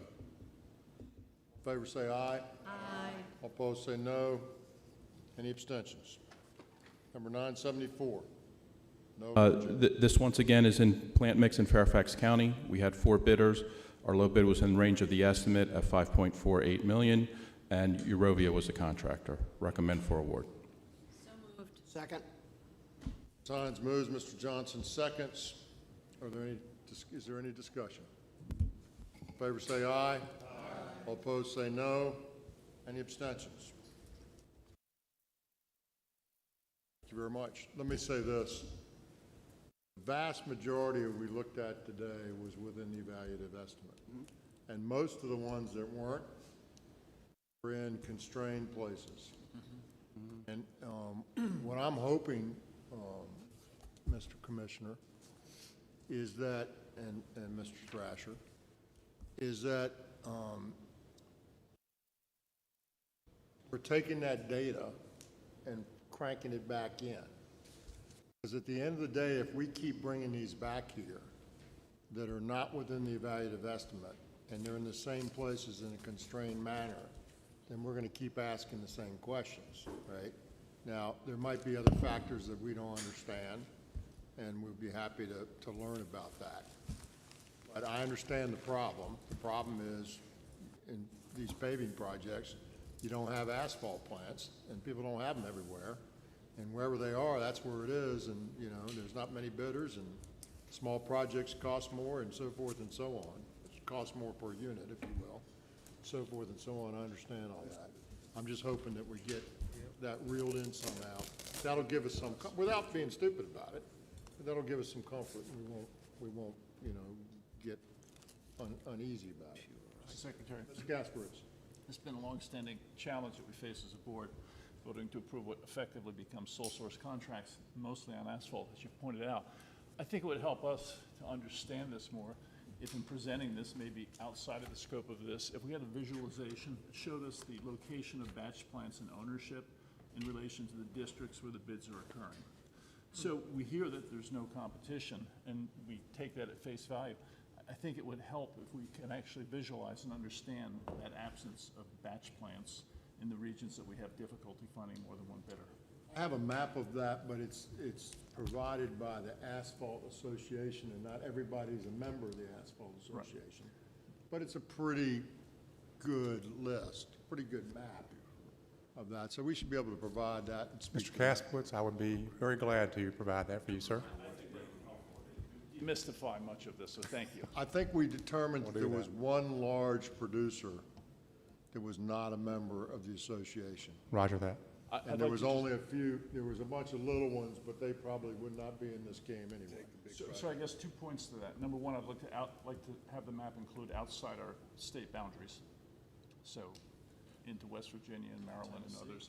Number two, maybe if it's small producers in those areas, we need to modify our bid approach and break this up into smaller components. Just a thought as well. If we don't have the kind of mega producers that we have in other more robust areas, maybe those bids should be broken into $2 million chunks rather than $5 to $6 million chunks. Mr. Chairman, Commissioner. what I'd like to remind the board is that in 2018, we went through a very similar exercise in that we looked at single bids for particularly asphalt producing and why we were getting single bids. And we produced that white paper, Mr. Kasperowitz, at that point in time, and looking at the variety of factors, our bid process, our advertisement processes, and the locations of these individuals, not only in Virginia, but also outside, including the Eastern Shore, representation upon whether Maryland was in a competitive basis or not. And so much of that work had been completed and can be readily updated to be able to meet that. But what we're seeing is the same trends. Now, what I will say is that because of, so this is separate from the ask that you have, recognizing inflation, recognizing the impacts recently of the petroleum place, I do think that we need to prepare ourselves for some of the fluctuations that we're going to see. Today's bids, we've been fairly immune to this, unlike our other partners up and down the East Coast, that we've been getting solid bids that have been very indicative of where we see the trends. But we might start seeing the outliers start coming in because of the petroleum marketplace and the swing in those bid prices. So I'd like to be able to start preparing the board to say that we might start seeing more that come in over the evaluative estimate because of the rapid change that we might experience and not be able to get ahead of that curve. Ideally, we'd like to be there. Now, having said that, I've asked the chief engineer and the chief financial officer to be able to take a look at the impacts of petroleum on the existing contracts, whether they be construction-based or our maintenance, our paving contracts, and what is that impact going to be? That work was underway. It couldn't be prepared for today's conversation, but we could probably have that ready for the April conversation. Secondarily, we do own our vehicle fleets. We do operate them, so what's the impact on our operations as a whole? And the chief financial officer, along with the chief of maintenance operations, is going to pull that data together for us as well to be able to start painting that picture as to what the effects are on the organization as a whole. What is the typical lag in time between the evaluative estimate and when the bid hits this meeting? When the bid comes in, I'd say it's... When the bid hits this meeting. Oh, actually, when the bid comes in. Yeah, I would say that's what, about 2 days, 30 days? 30 to 60. 30 to 60 days. So there's not a big time gap now. However, in a rapidly changing environment. However, I'd like to say, Mr. Secretary, that week before last, I saw diesel fuel go up 52 cents in 1 week. I understand that. And I guess what might be helpful, listen, I don't think there's anybody here that doesn't think y'all are doing a great job. Right. So when we ask these questions, it's because we have a duty, right, that says we're supposed to do these things. And it's not reflection on y'all, it's just a reflection on how it is, right? So I want you first to understand that, certainly from my perspective, and I think everybody else shares that perspective. We're proud of the work you do, and we think you do first-class work. But if I'm seeing a huge increase, and somebody can explain that to me, and update the evaluative estimate, or append to the evaluative estimate, or say, listen, the unit price on this was $1, and now it's $1.80, and we got 1,000 units, so expect our evaluative estimate would have gone up by that much. Questions go away, right? But without that, it's sort of our duty to say, okay, well, why is that, and how do we, if we see it over and over and over and over and over again, which we sort of do in these constrained areas, and I say that only anecdotally, because, you know, maybe that's not true, but it seems like it, right? And so how do we get it so that we have the comfort that, hey, listen, the market's the market. There's only one plant on the Eastern Shore, and we keep saying the evaluative estimate, and we did 100 in a row, we were off 100 times, I would say, hello, our estimating is not reflective of the market, period. It's not. And so somehow we got to take that in consideration. And so as these things rapidly change, if that could be factored in, at least in the presentation, then I think a lot of this will go away. But in the meantime, it's sort of our duty to ask these questions, and it's not a reflection on the process or the people. It's just what we're prescribed to do. Anybody disagree with me? And sir, it's our responsibility to be able to answer those questions. Understand. Understand. All right, good work. Appreciate that. Thank you very much. All right, I don't think there's any other business to come before the body, is it, Carol? Not before this body, but immediately following the adjournment of this meeting, the at-large members have to meet in the HR training room for the transportation. Happy man, ain't you? Selection. No, we're not at large. Meeting adjourned. I don't know if you had to be there to talk about our projects. This is their goal.